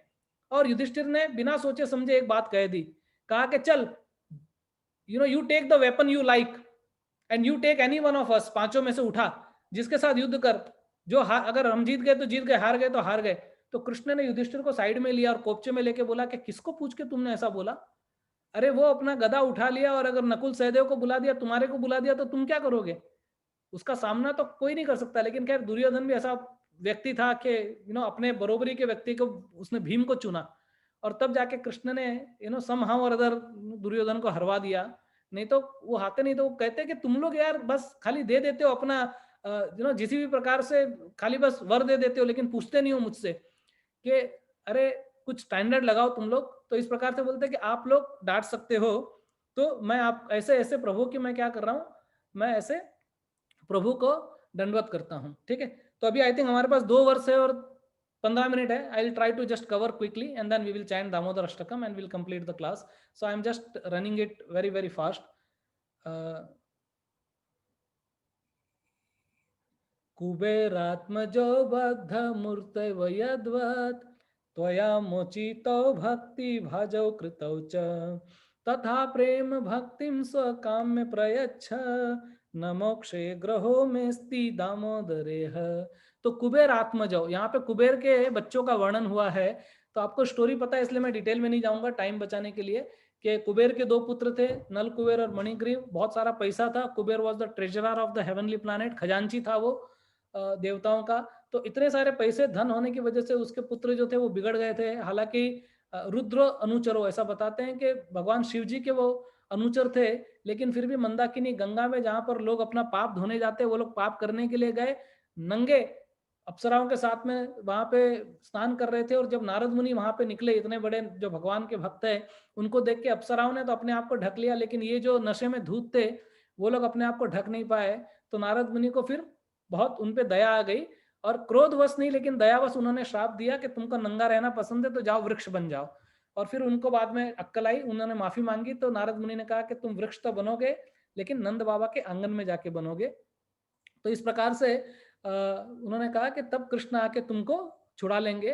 तो किस प्रकार से आपने उन कुबेर के पुत्रों का उद्धार किया, तो एक वहां पे वो कर रहे हैं, एक उदाहरण दे रहे हैं। तो कई बार हमारे को ऐसा होता है ना, डेमोन्स्ट्रेशन करना पड़ता है, उदाहरण देना पड़ता है, या जब केस फाइल करते हैं लॉ सूट में वहां पे, तो उसके अंदर भी किसी का उदाहरण देते हैं कि इस केस में ऐसा हुआ था और आपने ऐसे किया था। तो कृष्ण अगर कहते हो कि भाई तुम इतना सारा मेरे से वर मांग रहे हो, क्यों दूं मैं तुम्हारे को, तो उन्होंने कहते हैं कि देखो तुमने कुबेर आत्मजों का भी उद्धार किया था, हाँ आपने उनका भी उद्धार किया था।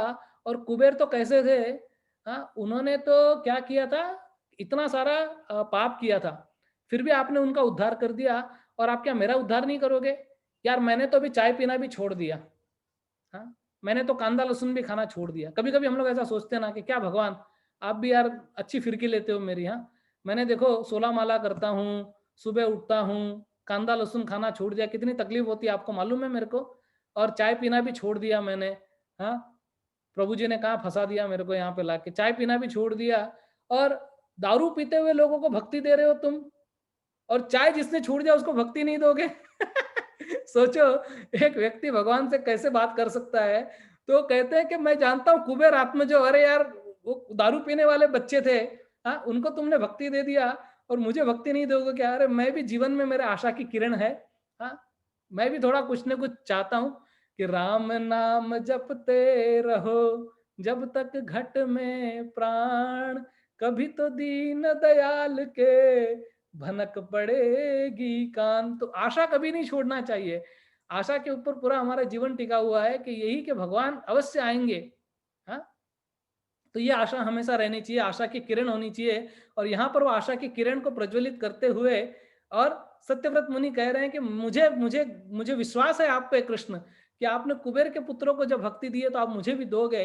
हाँ, हालांकि मैं लायक नहीं हूं उसके, लेकिन आप मुझे दोगे, क्योंकि आप बहुत भक्त वत्सल हो और मुझे ऐसी वैसी भक्ति नहीं चाहिए। हाँ, गलती से भी मुझे कोई भी प्रकार की भक्ति आप मत दे देना। तथा प्रेम भक्ति, कैसी भक्ति चाहिए? वो प्रेम भक्ति चाहिए जो आपने कुबेर के पुत्रों को दी थी। तथा प्रेम भक्तिम स्व काम में प्रयच्छ न मोक्षे ग्रहो में स्ति दामोदरेह। और वापिस से न मोक्षे, मैं मोक्ष नहीं मांग रहा हूँ, बार बार आपको कह रहा हूँ कृष्ण, मुझे मोक्ष नहीं चाहिए, आप मेरे को मोक्ष दे के आप छूट मत जाना, मुझे प्रेम भक्ति चाहिए।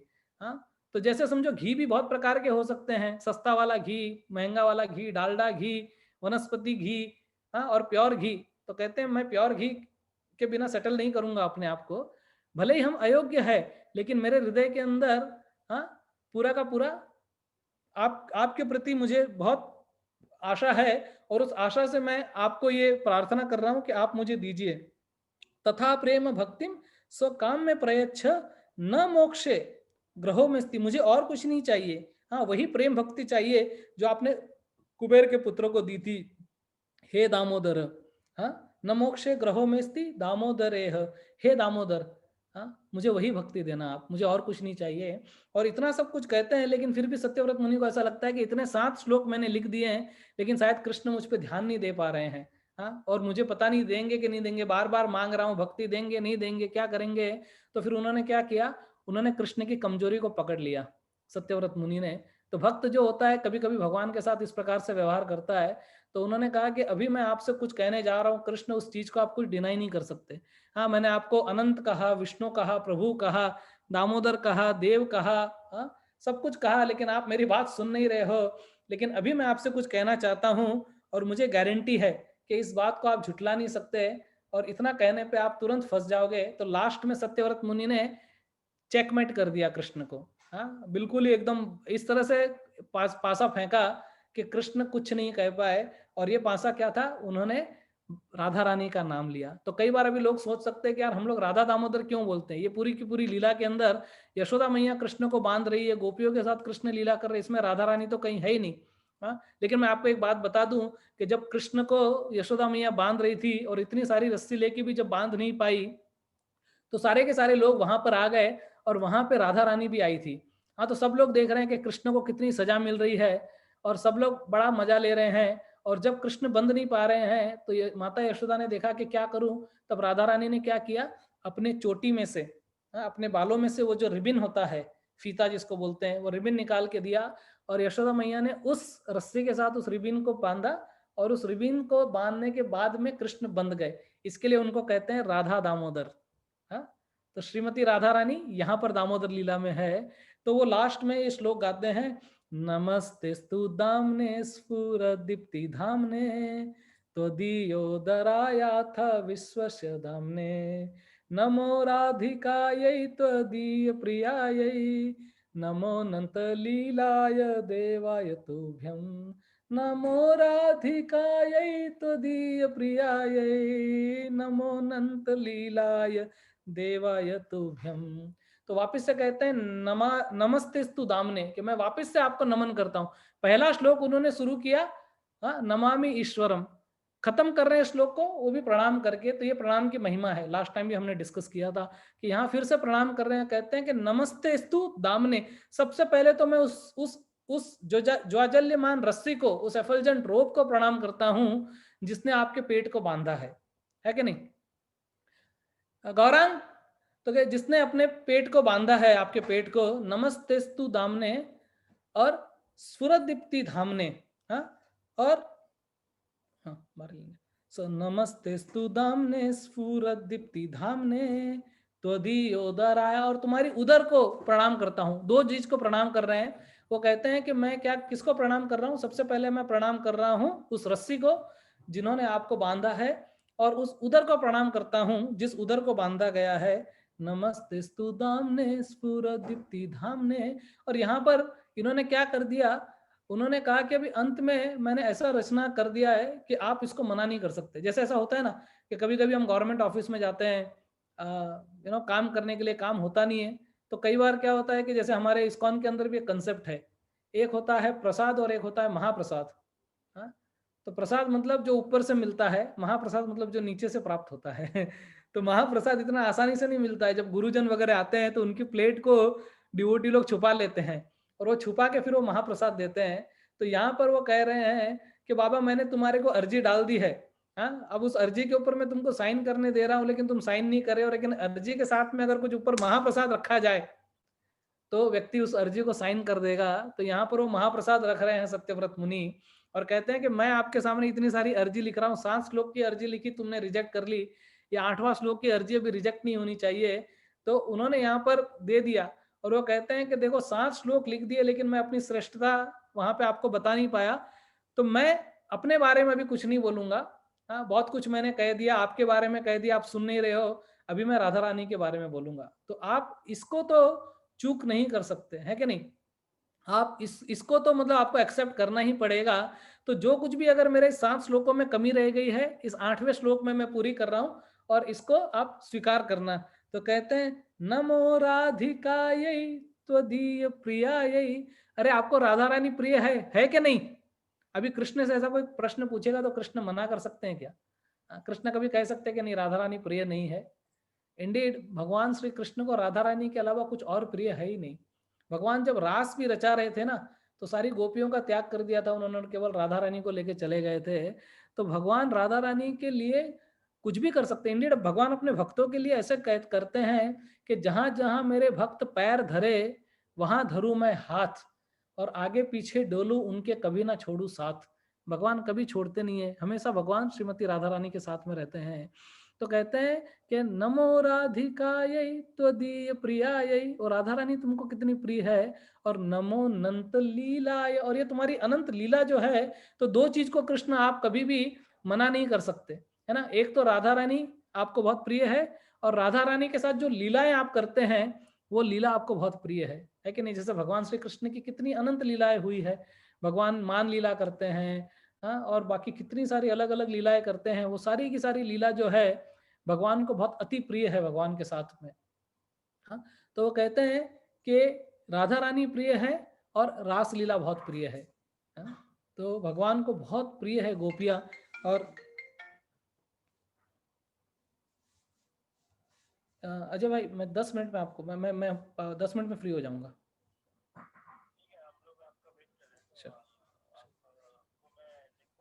ठीक है, ओके, सॉरी थोड़ा सम इम्पोर्टेंट कॉल। तो राधा रानी प्रिय है और दूसरा रास लीला आपको प्रिय है। तो इसके लिए उन्होंने कहा कि अभी मैं एक फैक्टर जोड़ दिया इस अर्जी के अंदर और आप इसको रिजेक्ट नहीं कर सकते। तो ऐसे बताया जाता है कि जब भोजन परोसा जाता है, जब भोजन आता है आपके सामने, हाँ, तो क्या होता है, डेजर्ट जो होता है वो सबसे लास्ट में आता है। तो सत्यव्रत मुनि ने इतना अच्छा ये दामोदर अष्टकम की रचना की, हाँ, और ये रचना करने के बाद में जो डेजर्ट आइटम है, जो मिठाई है, हाँ, वो सबसे लास्ट में रखी इस राधा रानी की। और वो कहते हैं कि ये राधा रानी को प्रणाम है और आपकी लीलाओं को प्रणाम है, और इस लीला की वजह से आप मुझे, राधा रानी ऐसी कृपा करे और आप मुझे स्वीकार कर लो। तो अगर राधा रानी अगर हमको रिकमेंड कर देती है तो कृष्ण तुरंत ही स्वीकार कर लेते हैं। ये बहुत ही इंपॉर्टेंट मुद्दा है हमको समझने के लायक, कि अगर राधा रानी स्वीकार करेगी तो कृष्ण भी हमको स्वीकार कर लेंगे। तो इसके लिए हम क्या करते हैं कि हम श्री कृष्ण के पास डायरेक्ट नहीं जाते हैं, राधा रानी के थ्रू जाते हैं, है कि नहीं? इसीलिए हमको अगर भगवान श्री कृष्ण को प्रसन्न करना है तो राधा रानी को प्रसन्न करना पड़ेगा, राधा रानी को प्रसन्न करना है तो श्री चैतन्य महाप्रभु को प्रसन्न करना पड़ेगा, श्री चैतन्य महाप्रभु को प्रसन्न करना है तो नित्यानंद प्रभु को प्रसन्न करना पड़ेगा, नित्यानंद प्रभु को प्रसन्न करना है तो गुरुदेव को प्रसन्न करना पड़ेगा, गुरुदेव को प्रसन्न करना है तो वैष्णव को प्रसन्न करना पड़ेगा। तो अल्टीमेटली वांछा कल्प तरुभ्यश्च कृपा सिंधु व्येव च पतितानां पावनेभ्यो वैष्णवेभ्यो नमो नमः। तो ये बहुत ही इंपॉर्टेंट मुद्दा है कि हम अगर वैष्णवों को प्रसन्न करेंगे, हाँ, तो हमारे गुरु प्रसन्न होंगे, उससे श्री श्री गौर निताई प्रसन्न होंगे, श्रीमती राधा रानी प्रसन्न होगी और भगवान श्री कृष्ण स्वयं प्रसन्न होंगे। तो इसी अभिलाषा और आशा में कि हम सभी वैष्णवों के प्रति सौहार्द भाव रख के और एक दूसरे की सेवा करते हुए श्रीला प्रभुपाद के इस दिव्य आंदोलन में प्रचार कार्य को आगे बढ़ाते हुए और भगवान की सेवा करें। इस कार्तिक के महीने में जिस व्रत के बारे में हमने पहले बात की थी, उस व्रत का पालन करें, भगवान को रोज दिए दिखाए, दामोदर अष्टकम गाए, और जितना ज़्यादा हो सके उतना ज़्यादा जप करने की कोशिश करें, भागवत पढ़ने की कोशिश करें, भगवत गीता पढ़ने की कोशिश करें, भक्तों का संग करें, सबसे ज़्यादा श्रवण करें, भगवान का स्मरण करें। और ऐसे करते करते निश्चित रूप से हम भगवान के प्रेम को प्राप्त करेंगे, भगवान के धाम में अल्टीमेटली पहुंच जाएंगे। तो इतनी शब्दों के साथ में we will stop here, we have still 5-10 minute, we will chant Damodar Ashtakam. तो मैं अभी बाहर लेके जाता हूँ, आपको दर्शन करवाता हूँ जगन्नाथ जी के, और बाद में हम लोग जगन्नाथ अष्टकम गा के इसको पूरा करेंगे। आप लोगों का बहुत बहुत धन्यवाद, थैंक यू वेरी मच। हरे कृष्णा। जय श्री श्री दामोदर अष्टकम की जय, श्री सत्यव्रत मुनि नारद मुनि की जय, श्री सनातन गोस्वामी पाद की जय, जय श्री कृष्ण भगवान की जय, यशोदा मैया की जय, जय श्री श्री राधा श्याम सुंदर भगवान की जय, निताई गौर प्रेमानंदे। हरि हरि बोल। इस ग्रेस रसामृत प्रभु की जय, शिला प्रभुपाद जय की श्री प्रभुपाद की जय। गौर प्रेमानंदे। हरि हरि बोल। तो Thank अभी you, आप लोग अपना, तो अभी यस हम लोग प्रभु, दामोदर अष्टकम गाएंगे। यस प्रभु जी। तो ये मैं गौरांग को बोल रहा हूँ गाने के लिए, श्योर और प्रभु। यहाँ पे मैं आपको पहले दर्शन करवा देता हूँ भगवान का ऑल्टर का। Yes yes. और एक second, I just open my video. Okay okay, इसको निकालना पड़ेगा मुझे। सो वर्चुअल बैकग्राउंड निकालना पड़ेगा। वर्चुअल बैकग्राउंड को निकालना पड़ेगा। Yes, I think Yes. Now you can, Yes. So you can सी। यहाँ पर ये गुरु परंपरा है, फिर श्री श्री गौर निताई, राधा दामोदर भी है। यहाँ पर आप डिटेल्स देख सकते हैं, गोपाल जी, हरि बोल। श्री जगन्नाथ बलदेव सुभद्रा मैया, और श्री श्री राधा गोपीनाथ जी, और ये चक्र है, नील चक्र। तो हम लोग अभी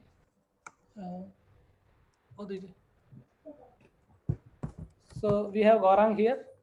गौरांग हमको दामोदर अष्टकम में लीड करेगा, and then we will quickly offer the diya and conclude the program. Yes Prabhu जी।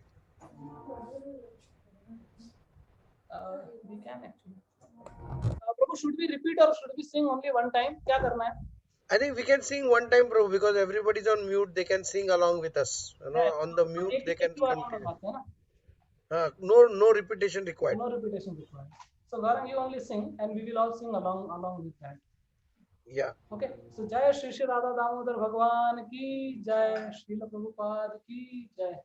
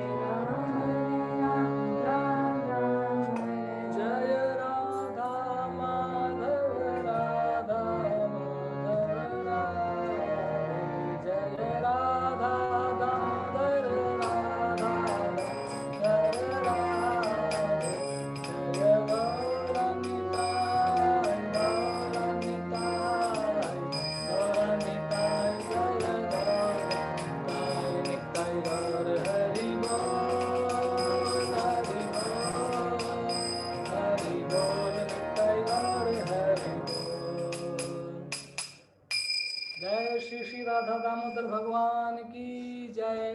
जय श्री यशोदा मैया की जय। जय जय पाद की जय। श्रील जय गुरुदेव की जय। निताई गौर प्रेमानंदे हरि हरि बोल।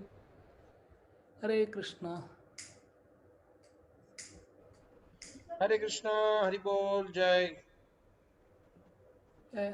Devotees can put gallery view. Yes, yes, we can Yes. put gallery. So, if anybody has anything to say, otherwise we किसी का can. कोई प्रश्न वगैरह कुछ है? मम्मी हरे कृष्णा बोल रही है आप हरे लोगों को। कृष्णा माता जी, हरे कृष्णा, दंडवत प्रणाम। जय। किसी का कोई हरे प्रश्न है? हमारे मधुसूदन प्रभु का है। मधुसूदन प्रभु बोलिए। हरे कृष्णा, सभी भक्तों को दंडवत प्रणाम। हरे कृष्णा प्रभु जी। मैं आपके लिए कुछ कथा के बारे में आपको माता जी को दंडवत प्रणाम करता हूँ और माता जी के लिए मैं 2 शब्द कहना चाहता हूँ। बोलिए बोलिए बोलिए बोलिए। जैसे कि माता जी भगवान है, इस जो कार्तिक महीने में जो हमारा इसका जो सारांश, इसका मतलब निकलता है, जो हमारा प्रयास निकलता है और भगवान को यशोदा मैया जो रस्सी से बांधती हैं और फिर भगवान बन जाते हैं, वैसे ही आपके लिए जो लल्ला है ना, आपके जो लल्ला है वो इन सब भक्तों को ऐसा बांधा, इन्होंने ऐसा बांधा है 2 घंटे। जब अपने अपने प्रवचन से आप ये जो बताते हैं लोगों को, तो 2 घंटे ये भी सबको बांध देते हैं, ये भी किसी को हिलने नहीं देते। इसलिए मैं आपके दंडवत बनाता हूँ कि आपने ऐसे लल्ला को जन्म दिया है कि ये सब लोगों हम लोग को बांध देते हैं। उसमें यही कहना चाहता हूँ। धन्यवाद माता जी। हरे कृष्ण। हरि हरि जय। मधुसूदन प्रभु की जय हो। हरि शिला बोल प्रभुपाद की जय, गुरु महाराज की जय। जय। और किसी का कोई प्रश्न है डिवोटीज? आज बहुत सारे नए भक्त भी है यहाँ पर, तो किसी का कोई प्रश्न है तो पूछ सकते हैं।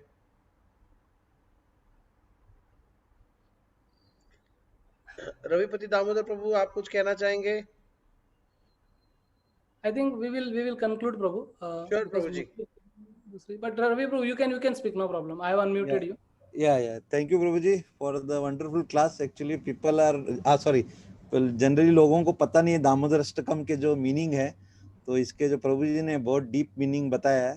तो भक्ति बदम और जो लास्ट में राधा रानी का जो प्रभु जी ने बताया, जैसे क्राइम सीन में तो लास्ट का जो थ्रिलर था, तो प्रभु जी ने बता दिया। तो Radha Rani how she came into the picture, कैसे वो पिक्चर में आई और उन्होंने कैसे लास्ट में दामोदर को बांधने में सहायता की। तो प्रभु जी ऐसे तो क्लास तो बहुत 2 घंटे का बहुत ही था, बहुत सारे पॉइंट्स थे, कैसे प्रेयर हम करना चाहिए, बहुत सारा आपने एग्जाम्पल्स दिया। तो यानी जैसे राम का और बहुत सारे एग्जाम्पल्स, तो उसको तो सभी लोगों ने श्रवण किया। तो हम लोग बहुत बहुत thank you Prabhu ji, from bottom of our heart, हमारे हृदय से, ताकि आपका क्लास में सभी लोग सुनकर प्रेरित होके और ज़्यादा से ज़्यादा दामोदर के बारे में भी जानें और अपने परिवार फ्रेंड्स को भी बताएं। तो हम लोग मौका मिलेंगे और ज़्यादा से ज़्यादा आपसे श्रवण करने का आगे हम लोग अभिलाषा करते हैं प्रभु जी। थैंक यू प्रभु। बहुत हरे बहुत कृष्णा। धन्यवाद प्रभु जी।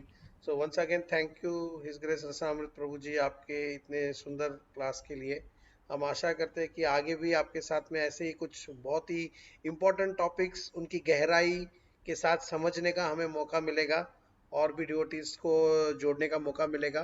तो मेरा यहाँ पर उपस्थित सारे डिवोटीज से भी यही अनुरोध है कि आप लोग नए भक्तों को और जोड़िए हमारे इस भक्ति रिक्शा संघ के क्लास में, रेगुलर प्रोग्राम में, ताकि वो लोग ऐसी कथा और ऐसे दिव्य लीलाओं के बारे में समझ सके, आस्वादन ले सके और श्रवण करने मात्र से अपने जीवन को भक्ति में आगे बढ़ाने के लिए प्रयास कर सके। तो बहुत बहुत धन्यवाद वंस अगेन माता जी के लिए, प्रभु जी के लिए, सबके लिए, सभी डिवोटीज के लिए भी कि जो यहाँ पर उपस्थित है, और सबको दामोदर मन की बहुत बहुत शुभकामनाएं। हरे कृष्णा। और हरे दिवाली की भी एडवांस शुभकामनाएं सबको। हरे कृष्ण। हैप्पी दिवाली। हरे कृष्णा। हरि बोल। जय हरे श्री कृष्ण। प्रभुपाद की जय। जय। So with your permission, I will log out, Prabhuji. Thank you. Yes, Prabhu. We will all log out now. Hare Krishna. Thank you so much, Prabhu. Hare Krishna.